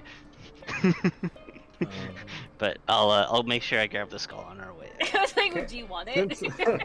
Since I since I know that whatever. Do you think I could use the bones to make an Erzat eye for myself? Ersatz eye? Yeah, because it's only a common magic item. Yeah, you could probably do that. How long would that take? Do you Oh, think? it would take some time. Probably a week, and let's say Well, 97 what are the- gold worth of It's- alchemical like- ingredients. and magical and stuff, right? 97 gold. 97, and Alright, a I'll- full 10 day. Well, I guess we'll have to wait until we get into town to buy that stuff. This is Yeah. I'm gonna have 2 fake eyes. You're gonna have 2 fake eyes, yeah. I mean, we are kind of in like a industrialized era, or Yeah, industrializing era. Yeah, Awesome. you just get We're like like, little goggles or You know something. the best part about this is I don't have to wear safety glasses anymore. It's not like you really did before. I actually did. He did. It went through the Just- glasses and got into his eye. That's funny. Yeah. So Hangar takes a couple of the bones, like one of the what would you call it on a 4-legged animal, like the front I'm- arm portion. Pretty sure it's still like a femur or whatever, like the big Yeah, ones you're femur. talking about. Yeah. So he takes one of those and kind of ties it up onto his back where his shield usually is, and takes a couple of the claws and stuff and tosses them into his bag and says, "Well, I do hope to see you again. And he looks at Chud and Iggy and says, "Maybe not you two, but the rest of you are nice." Like, Well, I can still see you. Is my eye go red? I'm gonna ask. So, are you gonna bring your people back here? Probably, yes. Now that it's safe. All right. Where is this relative to the like? This is just outside of the our area, right? It's a ways actually. Well, it's a couple of days travel, but like Yeah. it's kind of close to us. Like 5 or days like travel, our, yeah. but it's still like the closest civilization, right? Yeah. Because I we suppose were you could pretty call far it north and- civilization. Yeah. Well, I mean, use the term calling our academy civilization loosely. Yeah. I mean, So- considering who it's run by, is calling it civilized is It being polite. is there. Let me Yep. duplicate this.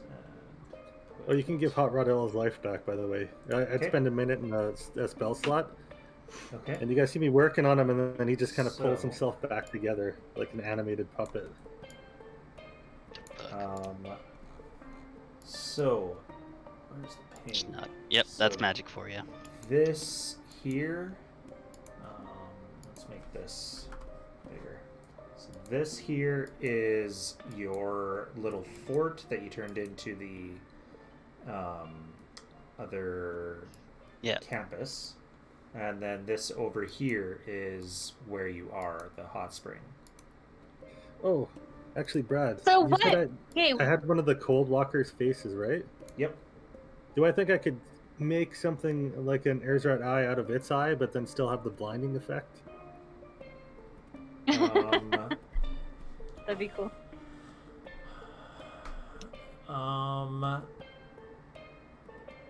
Possibly. It would. I'd say it would have a reduced DC, so that it's not too powerful, so that you're not blinding people all the time. Well, it could just be like a once a day thing. Oh That's yeah, also absolutely. a Once way day. to limit it, right? Yeah. Probably use your instead of your int, yeah, whiz or charisma. It'll use, or your con It'd actually. be the same anyways. It'll be the same. They're all one, yeah. They're all ones, but yeah. We would use your con. And yeah. So, is there anything else that you guys are doing in here? Or are you Wait, heading what back was- to town? What? Didn't the crystal tell us that there was something in here? Oh yeah. Before we leave, I'm gonna take what's his nuts out. Okay. I wanted to call him Seymour, but I know his name's not Seymour. Professor Scant. All right, I'm gonna pull him out, and as soon as I pull him out, I'm gonna be like, Seymour, we've killed the dragon. We found the hot spring. Why are we here? He says, "You really are morons, aren't you?" Yeah. Okay, come on, Seymour. Yes, we are. He says, "I'm I sorry, just lost an eye, so I pistol whip the crystal. Says, Like "Ow." seriously, like attack. And then I cock it and I pull it up right to his head, and I'm you tell us now. I was going to. Don't have to be so physical. Well, I mean, you insult us verbally, so we harm you physically. It's just the trade-off that you pay for your insults. If you were nicer to us, Seymour, we would be nicer to you. Considering my intellect, you are morons. But, very well, I will try to be less rude. Excellent. He says, I was going to apologize for my reduced capacity for divination since dying. It's okay, Seymour. We got here. we're just I we're figuring out what we actually need here now. have looked as hard as I can, and it appears that what you were looking for, what I sent you here for, is a person.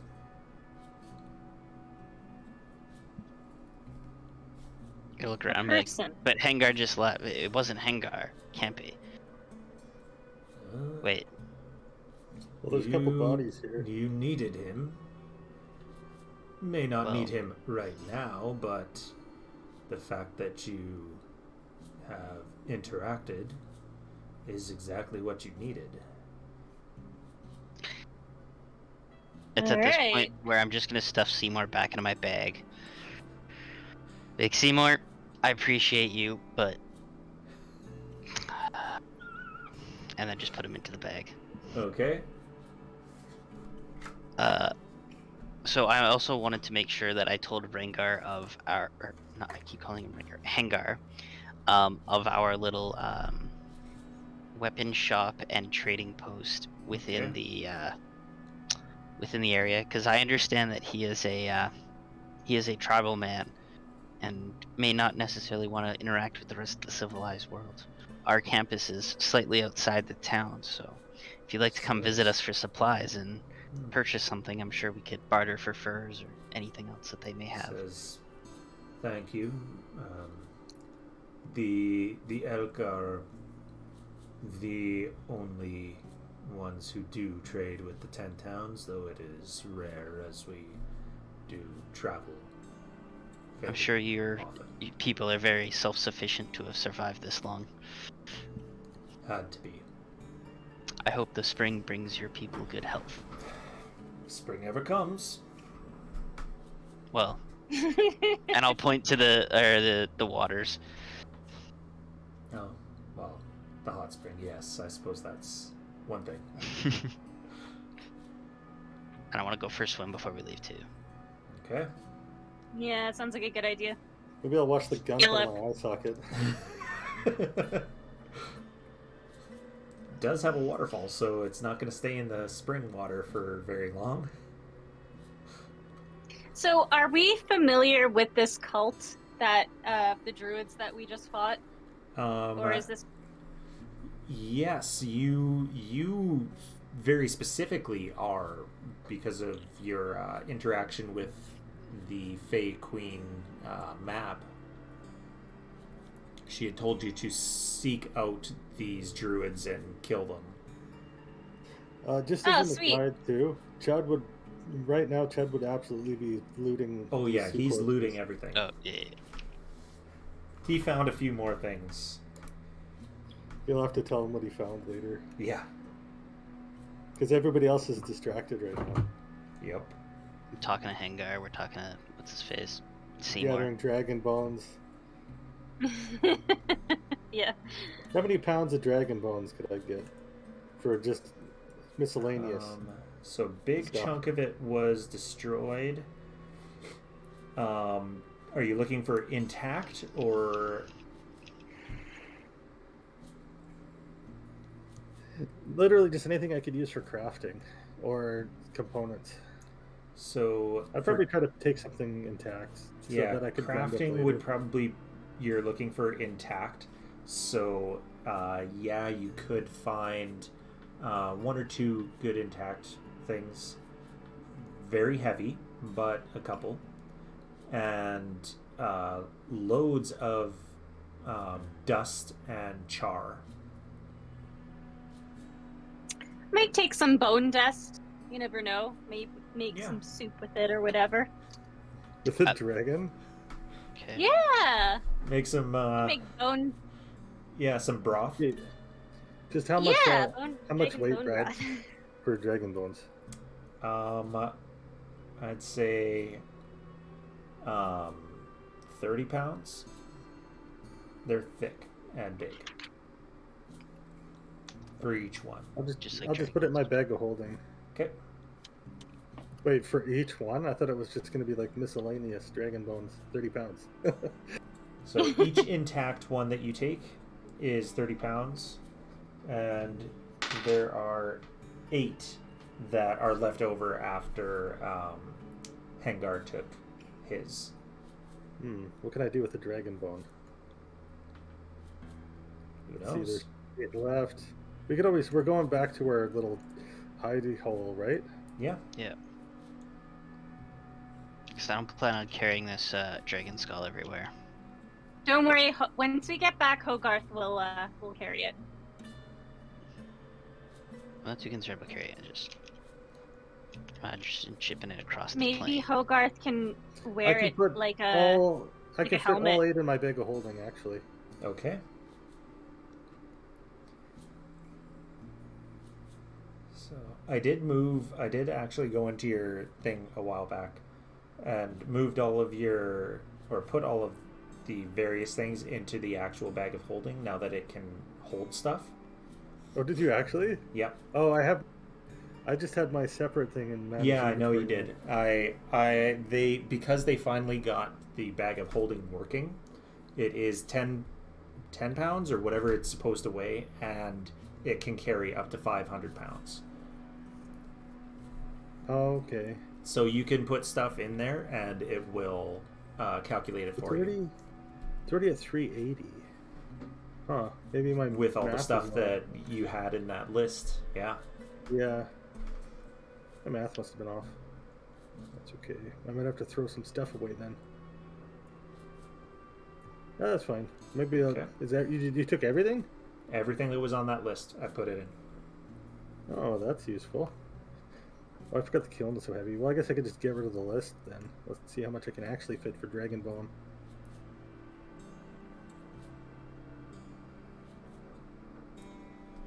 So And was there anything else that you guys wanted to do here?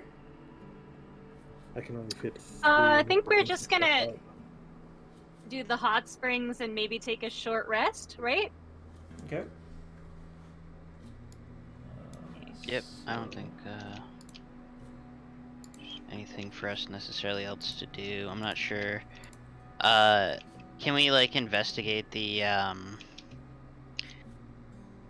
Well, I would like to investigate the tents of the tribe of the bear. Okay. Just see if I can pick up on any customs or anything to kind of write down. And specifically looking for any Religious stuff. religious trials, I will say. So there's not much there. You do find some things that they don't really look like trials, but there are some things there that look ritualistic, not particularly faith, but ritualistic.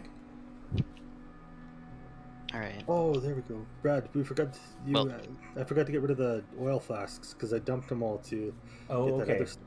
That's why.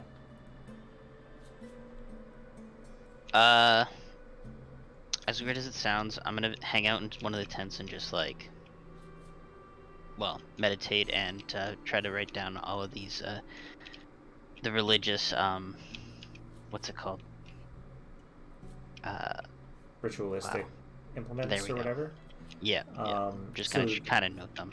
there are bowls that are nicer than the regular ones that appear to have some sort of residue in them.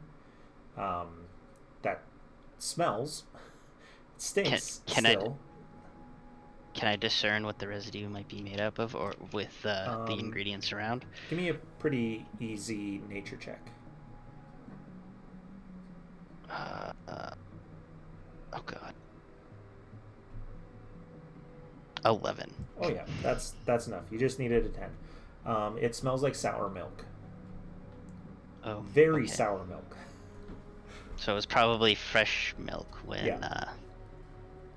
Yeah. All right. Well, I'm just gonna write a small chapter about the apparently religious processes of the bear people after my bath, and then as I'm guessing are taking a short rest, so probably wouldn't be in there for a full hour. Right. You also gave me 10 tinder boxes. Yeah. I know. You had a lot. No, I only had one. Oh, did you? Oh, I'm sorry. Yeah. Did I put 10 in there? Yeah, that's funny. Sorry.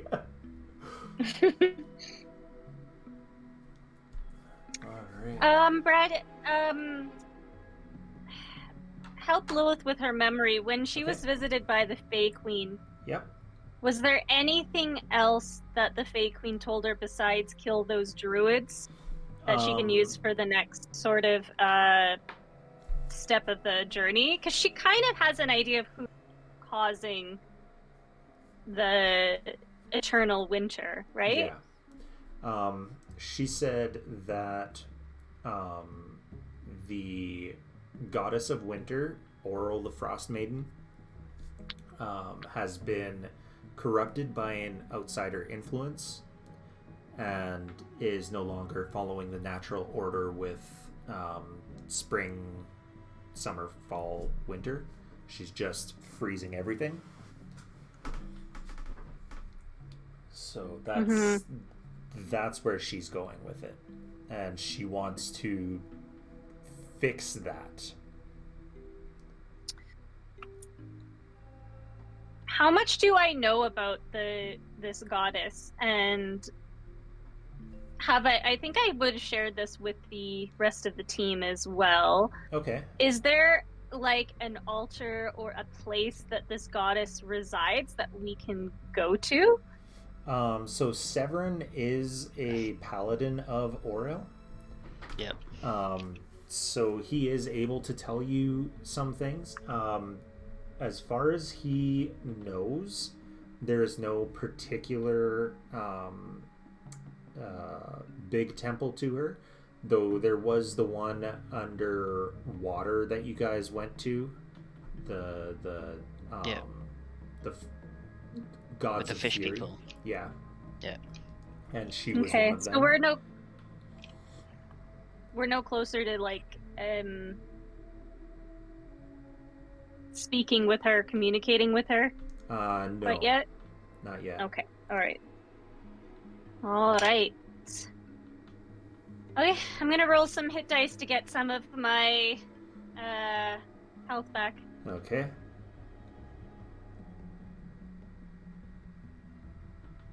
That's probably. Hey, where can we write down exhaustion? Is there anywhere on the list here?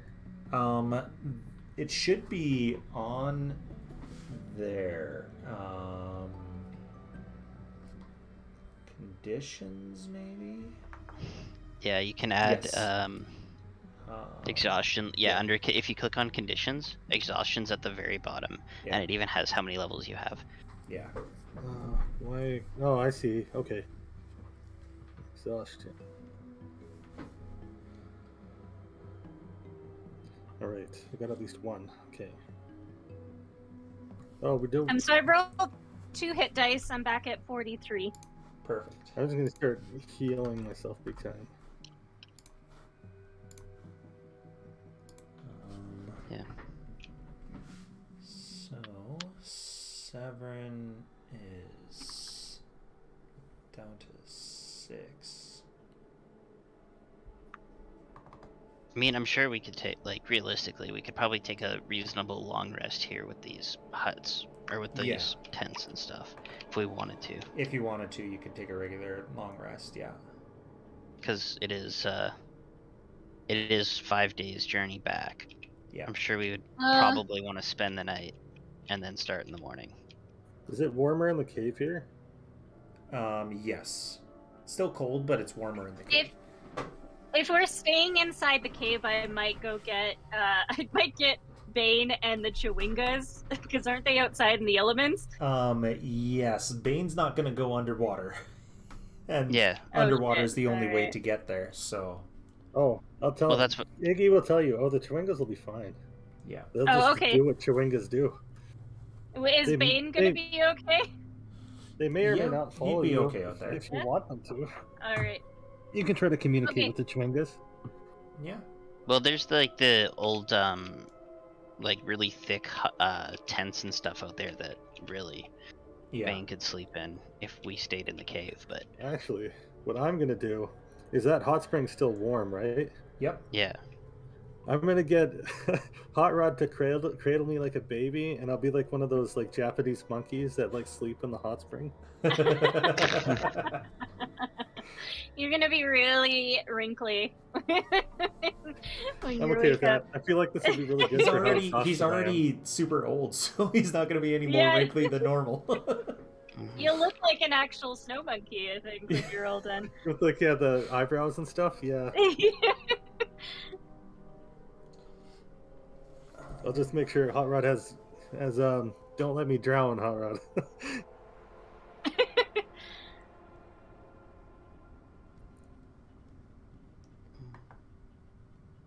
All right.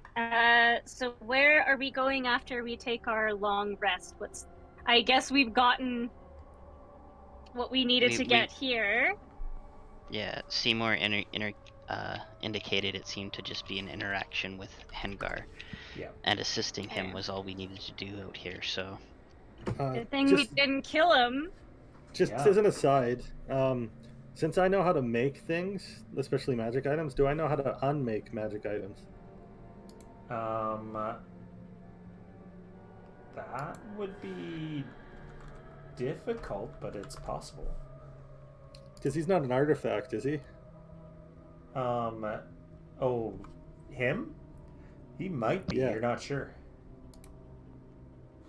You're trying to murder Seymour? I'm thinking about it, but I'm not telling you. A little pissed off at him right now. Nobody insults your Iggy's intelligence. No, nobody does. How was I supposed to know that the giant dragon that's been dead forever was gonna get up behind me and kill me almost? And melt your eye out of your face. I like turned around just to get blasted. Yeah.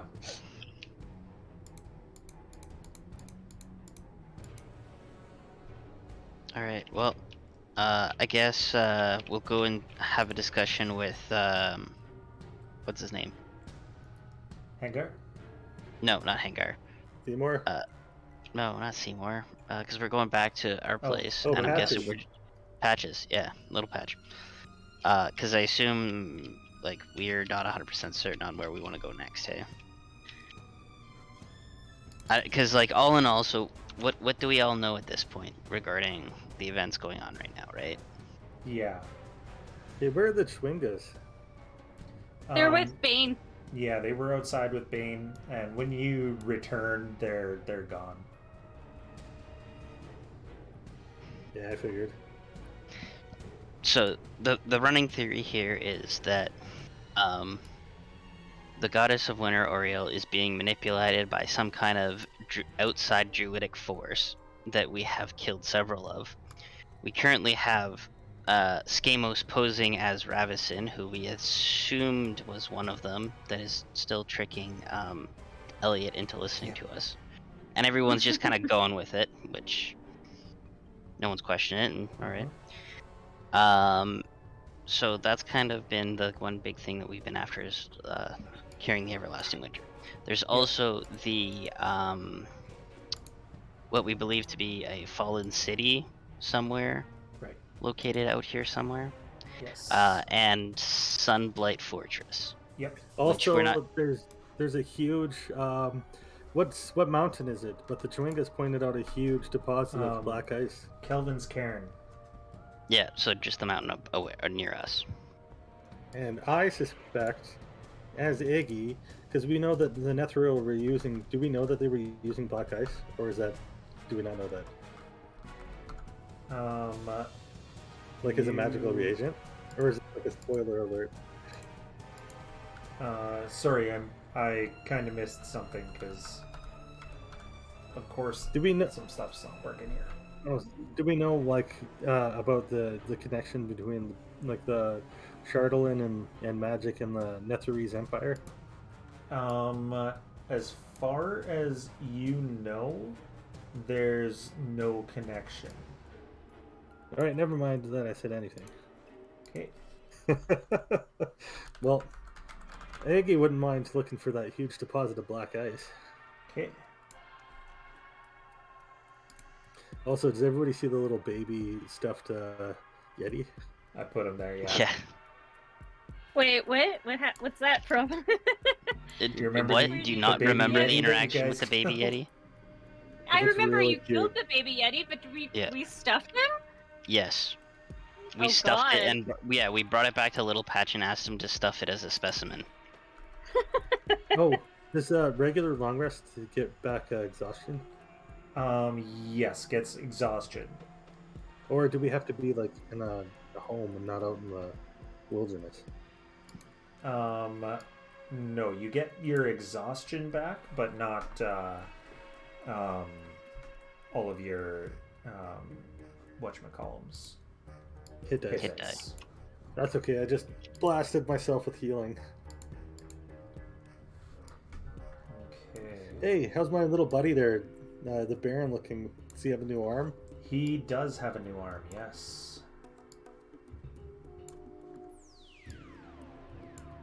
I'm gonna use my 12-foot pole like it's one of those blind poles and just pretend I'm blind right now. Okay.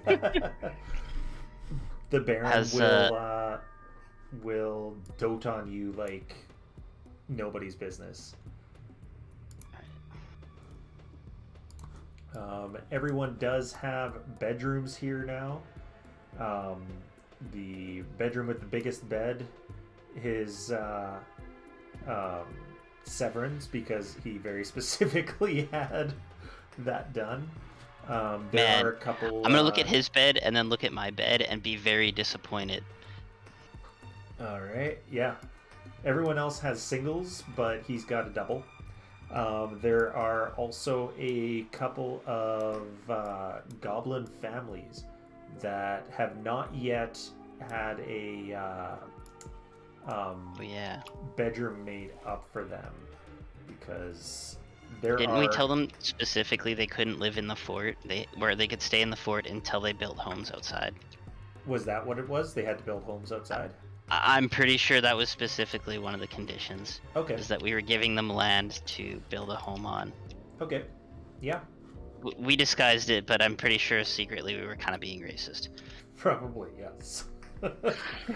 There are still some cots inside that they're having to sleep in, because it's tough to get the materials here to build a house. But glass has been put in for the arrow slits. All of the arrow slits and barred windows now have glass that can open, so you can still use it as an arrow slit, but there's glass Keeps there the so that it elements keeps out. the wind in, or the warmth in, keeps the wind out. And yeah, anything that you guys have already given to Little Patch or the others? Oh, why is this hidden? Oh, would I have been able to try and kind of preserve those like little rotting heads? Because I have the portable lab kit. Because you said they were going to rot in like 5 days. So you could have tried, yes. Give me an Arcana. All right. Will I be able to guide myself? Yes. Ooh, that's bad. 12. Yeah, you weren't able to. Oh, they melted? That's a shame. Yeah. There goes my eye idea. Yeah, unfortunately. But yeah. Anything that you had brought to Little Patch, he has set up. There's a little cage here. The bars are much lower, but I only had this big cage to use for all of your goat sanctuary. Oh, And- you're muted. Yay! So you do have a little goat sanctuary there, and it seems that they're being well cared for. Little Patch has taken over the the whatchamacallem, the office that Dearth had been using. Understandable. He still only has a single bed. He doesn't have a double like Severin does. But I mean, yeah. he's also not a 7-foot tall elephant person, so it's okay for him to have a single bed. All right. I'll go up to him, and out of my bag of holding, I'll pull out 2 dragon bones, and I'll go, let's talk business.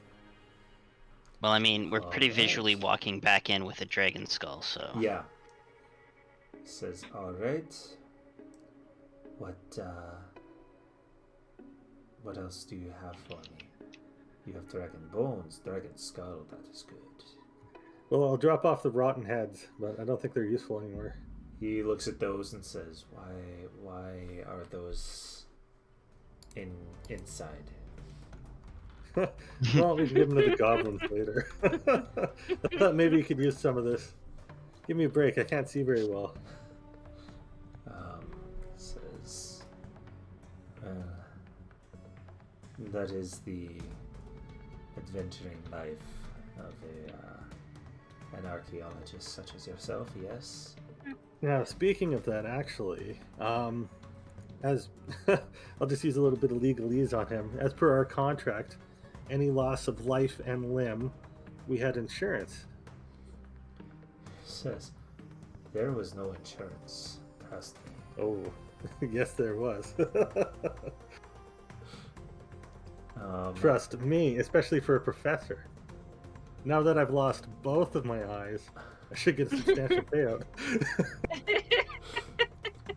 I will Just gonna, give you a persuasion check with advantage. gonna look over to the Wilith and, quietly whisper, wait, that's in our contract. I gotta get some toes A now. 1 for the first roll. Yikes. 13. 13. He says, anything such as that in your contract would be in the normal course of your duties as a professor. Teaching, not out in the field. That is explicitly not covered. I say, best take care of what you say, Patches. Perhaps you will not be covered when danger comes for you. Says, well, this is the normal course of my duties, so I would be covered. Not if you're dead. And I put a splint in my it red says, no, very, very literally, that would be part of my life insurance policy. eye. Funeral expenses, huh?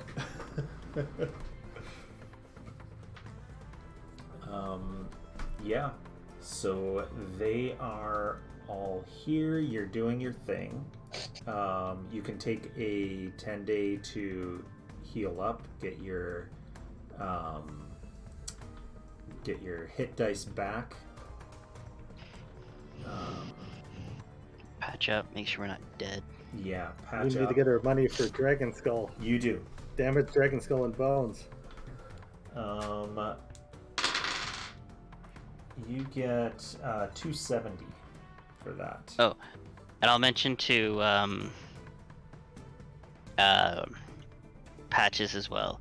If the tribe of the elk come by, they may come to trade. Give them a small discount if we can afford it. Says, very well. I will do so. So 270 for the 2 bones and the skull? For the skull.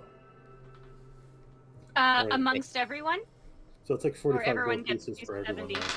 Now. And then the bones, you get Wait, does everybody how get many- 270? Or do we get 270 altogether? 270 total for the skull, 87 for each of the bones. The bones are not as damaged as the skull was because the skull had already had the horns cut off. Okay, so everybody gets 45 gold for the skull. All right. And you said 87 Yeah. for the times 2? However many that you're giving him for the I'm gonna sell 2 because intact the other 2 I'm gonna bones. keep. Yeah, 2 intact bones. Okay, yep, so So, yeah. 87 each. So that's another 29 for everyone. Alright. Nice. So 29 and 45, 60. 74, right? 74 total. 74 total? Did I do the math right? Yeah, I believe so, right? 29, 45.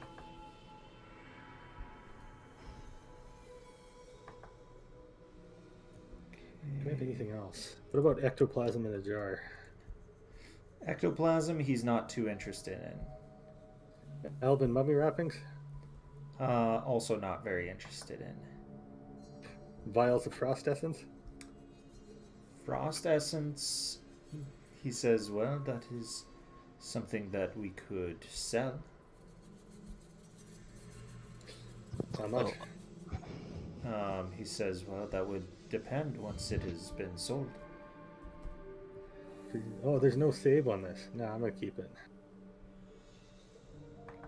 Okay, and I added the money for the 3 who aren't here. I just pinged them in Discord. Okay. Well, it's already in. Oh there, so- yeah, I have a carrion crawler tentacle. Okay. Been holding that for a while. How much Oh, can we get for unless you that? want to make it into a whip. Yeah, you can turn it into a whip. Oh, that's pretty cool. Iggy, are you able to fashion that for me? This week I gotta make my eye. Oh. However, you can talk to Practice. Maybe he can help you out. All right, I'm gonna talk. The Baron might be able to help.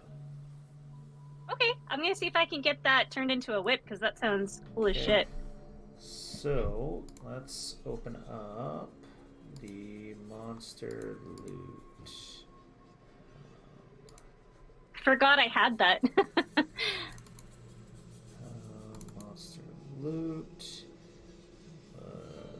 was monster manual and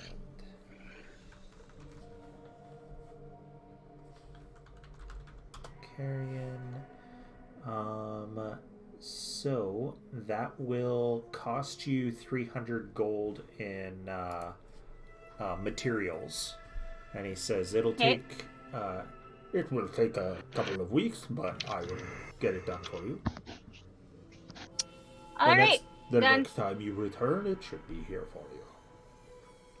Sounds good. All right, Okay. thank you. He starts getting to work.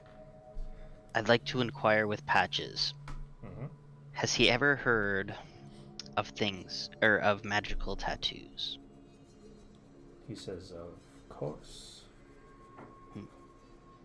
Do you know of anyone administering them in these parts? This is very, very likely the Emporium in Princhander. There should be an artist in the back rooms if you ask politely. Alright. I think we may have to make a stop at some of the major towns here. Wait. Do you know a Professor Scant? No, nothing comes to mind. Do you want to know a Professor Scant? Possibly. Who is... I will take Seymour out of my pocket, and I will present Seymour in front of Little Patch. Looks at it and says, I'll make the little money sign. he says, this is a professor orb? Yeah, he's kind of a... Wait. We agreed to try to be on better terms. I will not insult Seymour. Or, Did you place sorry. him in the chamber pot? He says, No. You damn well better not. Or I'll start Hey, calling hey. you morons again. We agreed to try to get along here. Yes. At least we can be civilized. We live in a Yes. civilized time, right? And remember our agreement that you are going to return me to my granddaughter. Yeah, we're still trying to figure out where she is. So if you have any idea where she is in the 10 towns, let us know and we'll head out. But No We've idea only- yet. we've only bumped into her a couple times by happen chance.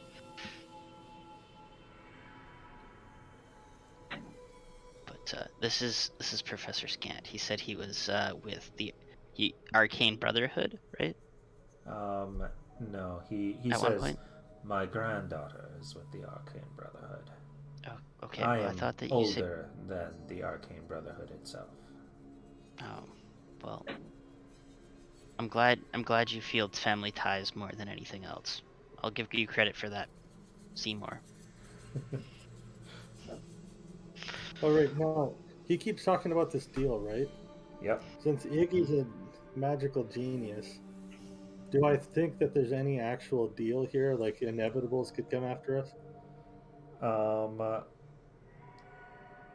Possibly. You're not sure what the discussion with Skamos actually was. I thought it was Because discussion with I Lilith. never agreed to that. So Yeah, I do I thought the think discussion maybe- was with Lilith too. if they were the deal Yes, breakers, perhaps Lilith and inevitables could Skamos, come yeah. after them.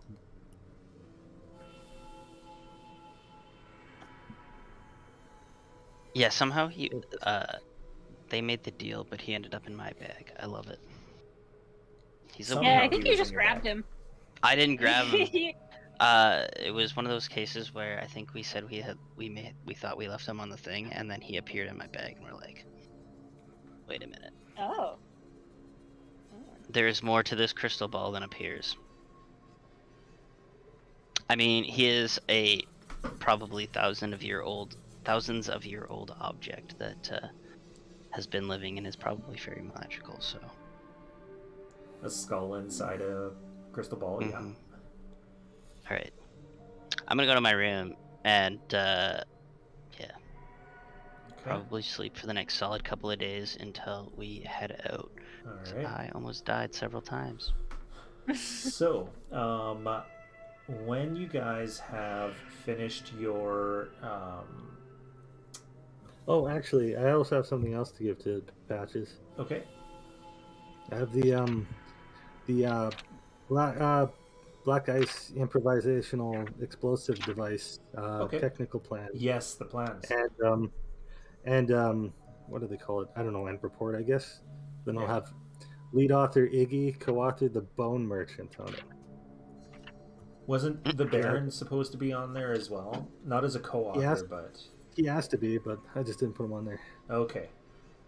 I thought there was going to be like an assisted by or something like that, but okay. Nope. Didn't even cross nope, Iggy's not mind. at all. Okay. Huh. They're putting loving memory to my left eye.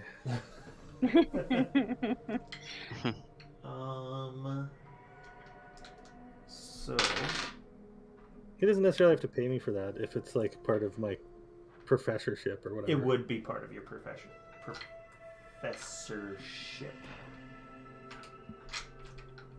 I will also put the ritualistic, the book of the bear ritualistic writings in my bookshelf. Okay. Golemov has decided that he's going to write about all of the trials of all of the gods. Right on. This should make me, Once he this should succeeds make at them. Iggy more famous. I'm just talking to Patches. So what was that? I said this should just make me much more famous. Hey, Patches, Says, can you even understand what's in there? I can read it. I have not read it yet, so I do not know. But Just get it to the right people. Of course. Of You were course. saying? He like puts it into his bag, and yeah, puts it into his bag, and yes, after you guys have finished your 10-day, there is a loud knock on the door. No one shouted that there was going to be a visitor, Okay. but a loud knock on these stone doors. I will answer the door, but I will be very much ready because there should have been people watching that. Yeah. Is it like a knock, like as in like somebody banging on it, or like a Yeah. battering ram knock? Like someone banging on it, but loud like a battering ram. So you open the door, and you see a familiar-looking Goliath with slight red scales, and a younger elven woman with silvery scales, and a robotic creature that none of the joints are connected. Hey, it's Cloth and crew. There's I've no. never seen them before. Yeah, you haven't seen them before. I will welcome Cloth and crew into the outpost. Okay. Cloth comes in and doesn't he walks in like, of course you let me in." I give him the proper pleasantries, knowing that if I did not, he would probably just burn off all of our faces. Yeah. And then the other one, and now for some reason I can't remember her name. Did I'll try to make small talk with him as he comes in and ask if Avriel Therese, Arveatris. Holy crap! I keep messing up her name. It's very difficult, yeah. Anyways, if she had mentioned our interactions at all to him, because she was in his crew at one point, right? She was with them, yes. Yeah. He says, I haven't seen her since you and I met.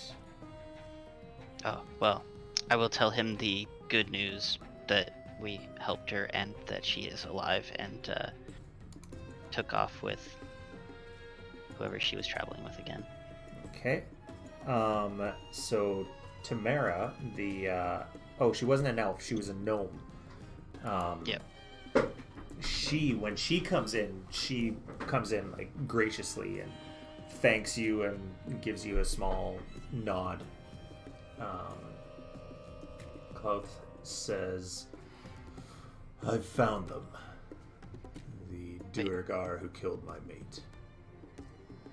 This Sunblight fortress that you were looking for as well. Excellent. We just cleaned up. We have some other information about the Everlasting Winter that you may or may not be interested in. Says, it doesn't matter to me. My lairs are outside of the dale. Be like, well, fine. Then you go first. You tell us your news then. Says, south of Dugan's Hole, there is a crashed ship. You may know of it. I smelled some scents there. Kind of blew it up. Yes. It's not there anymore. The wild magic near it is very unstable, whatever you did. But following east from there is a valley between the mountains in the spine of the world. Directly east from where the valley ends is the mountain that you are searching for. About 400 feet up. Very steep and narrow stairway carved into the mountain is exactly what you're looking for. The Sunblight Fortress.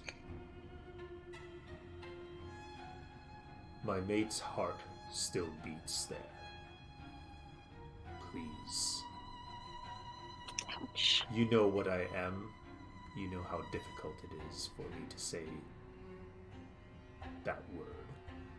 But please, put her out of her misery. I'm just gonna be like, I hate to put you through the pain, but I'm not sure that I quite understand what they're doing with her heart. There's a mineral, metal here.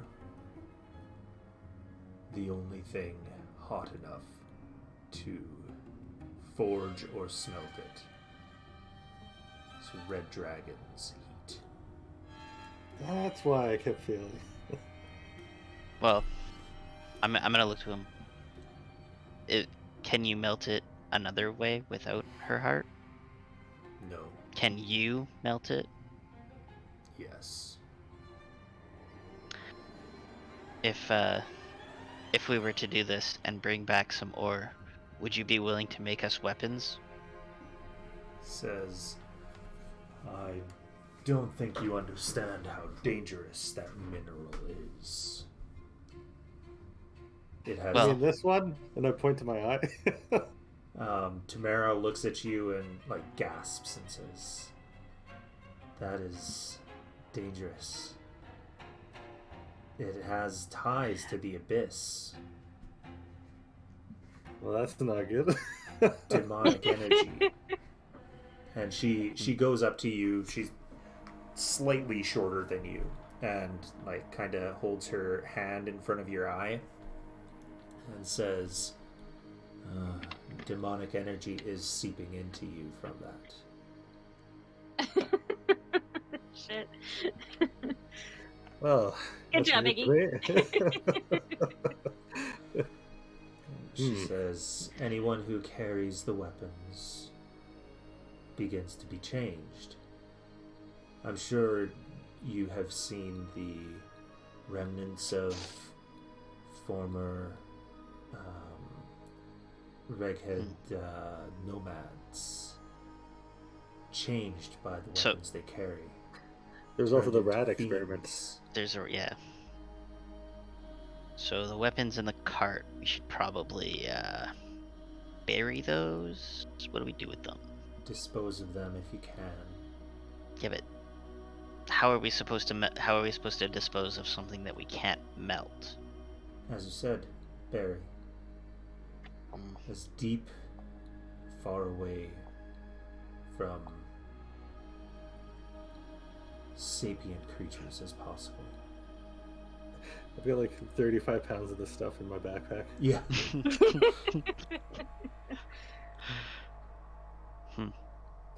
Good to know. What do you think of my other eye, by the way? Have you already done the ersatz? Right? It's 10 days, right? Yep. Or is it not done yet? No, it would be around now. Yeah. You made it out of dragon bone? Yeah, Dragon Bone. She says, Cool. "Well,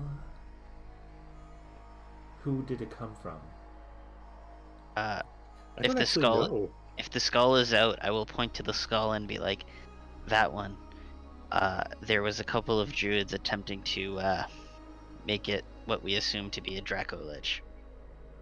She looks at the skull and says, I would not mention this to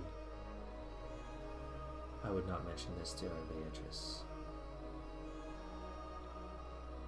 I was scared. Oh, is that her? One of her Oh. mates, yes. Ooh.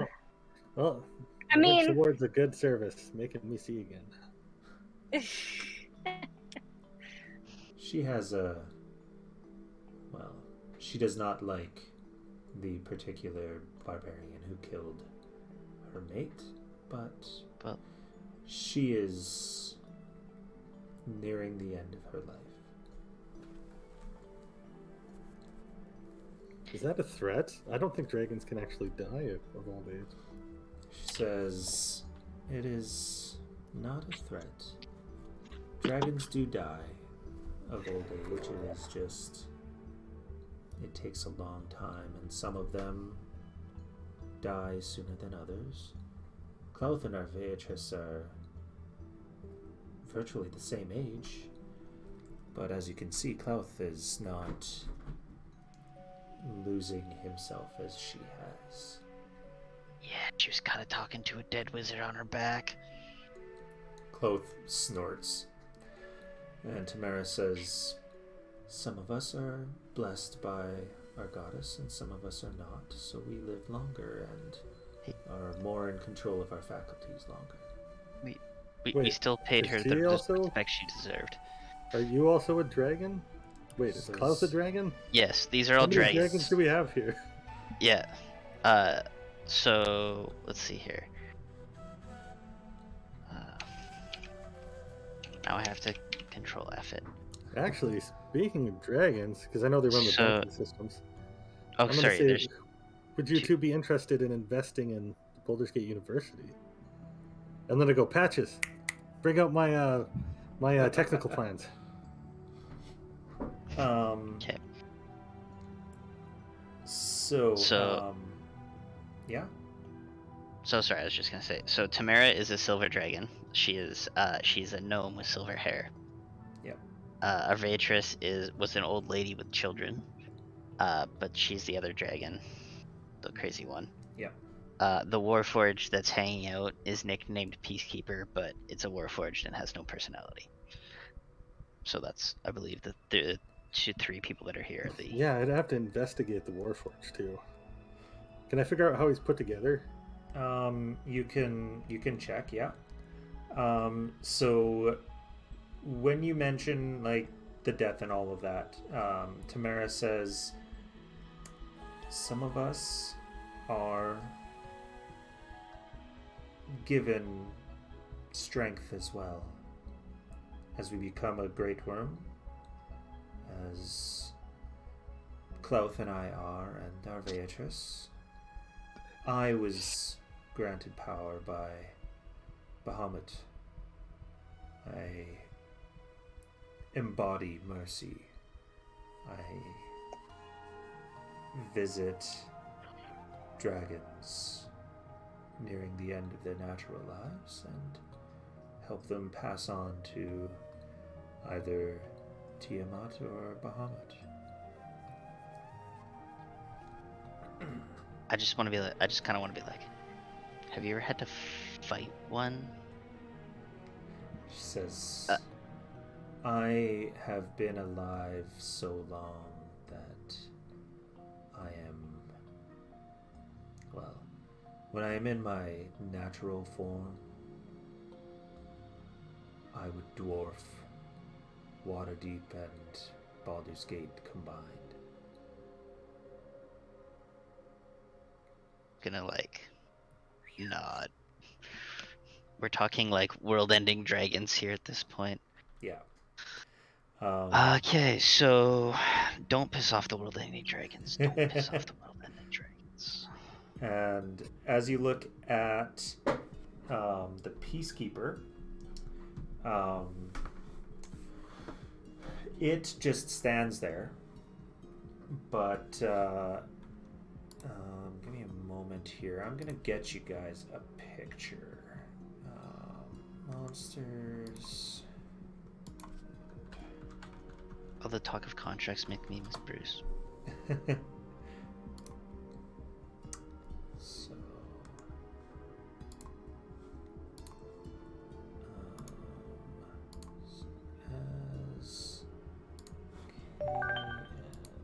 as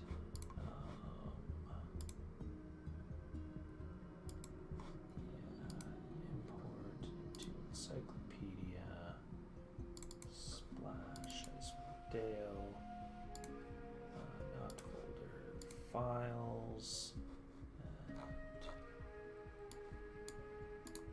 downloads here, and then open up the splash screen and slide him it there. Okay, so it's a little weirdly stretched. So, can I instead show to players?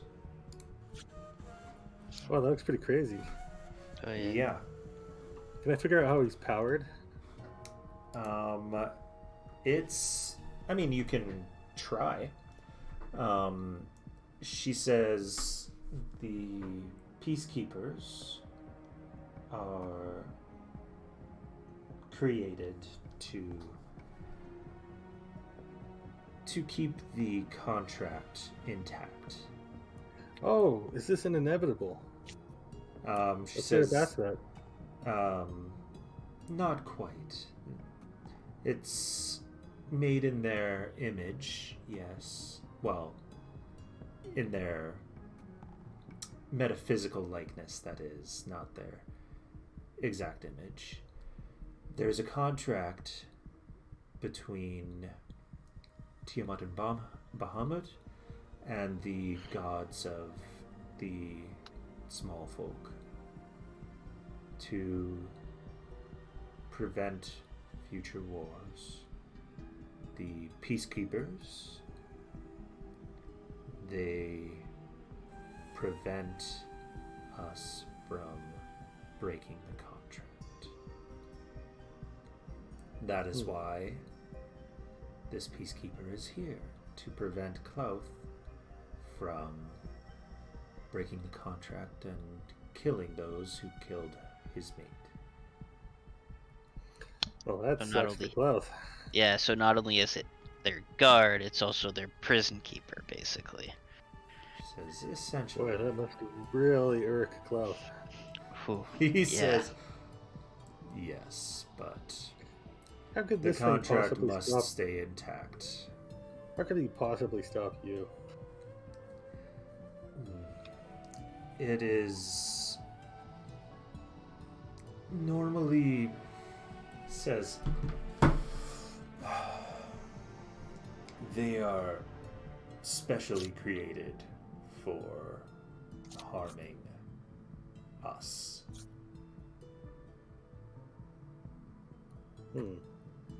May I ask how? Says the gods. Just like Mechanus, like from Mechanus, or what's the deal? The peacekeepers are imbued with power by both Bahamut and Tiamat. And yes, they were created with the help of Mechanus. Fascinating. How do I get one? Be a metallic dragon. I'll get right on it. I mean, I could try. Maybe that's a start. Which one? Both? Hey, look, it's an abyss dragon. That's so cool. I like it. Man, I still don't think this thing could stop Klaus, but whatever. This must be a big financial disincentive for him to kill it. Says absolutely. And yeah, it is getting close to 9:15. So we will end there with you guys now knowing where Sunblade Fortresses. Before we end totally, I look at Klaus and what's her name? Tamara. I go, oh, where are our manners, Klaus and Tamara? May I please offer you one of our goats for supper? And then I point to the... No. So I'm going to open that up. So, as you can see, he does mark it on your map. You just have they to- would have known. Maybe they're at the. They would have known about the explosion. Oh, they would have seen the explosion. Yes. Oh god, yeah, they would have. They have no idea what it was, but it happened. But that was like a couple weeks ago now, in actual time. Yep. So Oh, if we would have stayed there, we might have run into some dwarves. Yeah. yeah. Oh my god, we were just there. Right? Like we just spent like so many days traveling up to the keep to go back to go in to the north side of the map to find out that we have to go all the way back to the south side of the map. Yeah. God, I feel like it's a fetch quest. Well, at least the roads are fairly quick. True. Just wait until we get what's that guy's name? Hogarth? Yeah. Hogarth, yeah. Hogarth. Yeah, then that'll be like one of the escort quests. Oh, Hengar. Hangar. Yeah. Hangar, Yeah, not Hogarth's my guy. Hogarth's the, yeah, that's what the Hogarth's the guy. Hangar. I thought you were to say like we're gonna find like a super speed drive for Hogarth, so we can all just hop in the wagon and everything just takes 50% less time. Fast. But, all yeah. right. Well, So, till what did next they say time. about? Well, no, what Yeah. they say about me offering the goats up? Tamara will stop Cloth when Lilith kicks up stink. They're not completely uncivilized. Come on, at least Those Oh, are yeah, my you get goats? sanctuary goats. You can't have Lilith's sanctuary goats. You can have other goats, not mine. these are the special goats. All Very air quotes special. All right. So, yeah, we will call it there. And yeah, happy Sunday, and see you next week.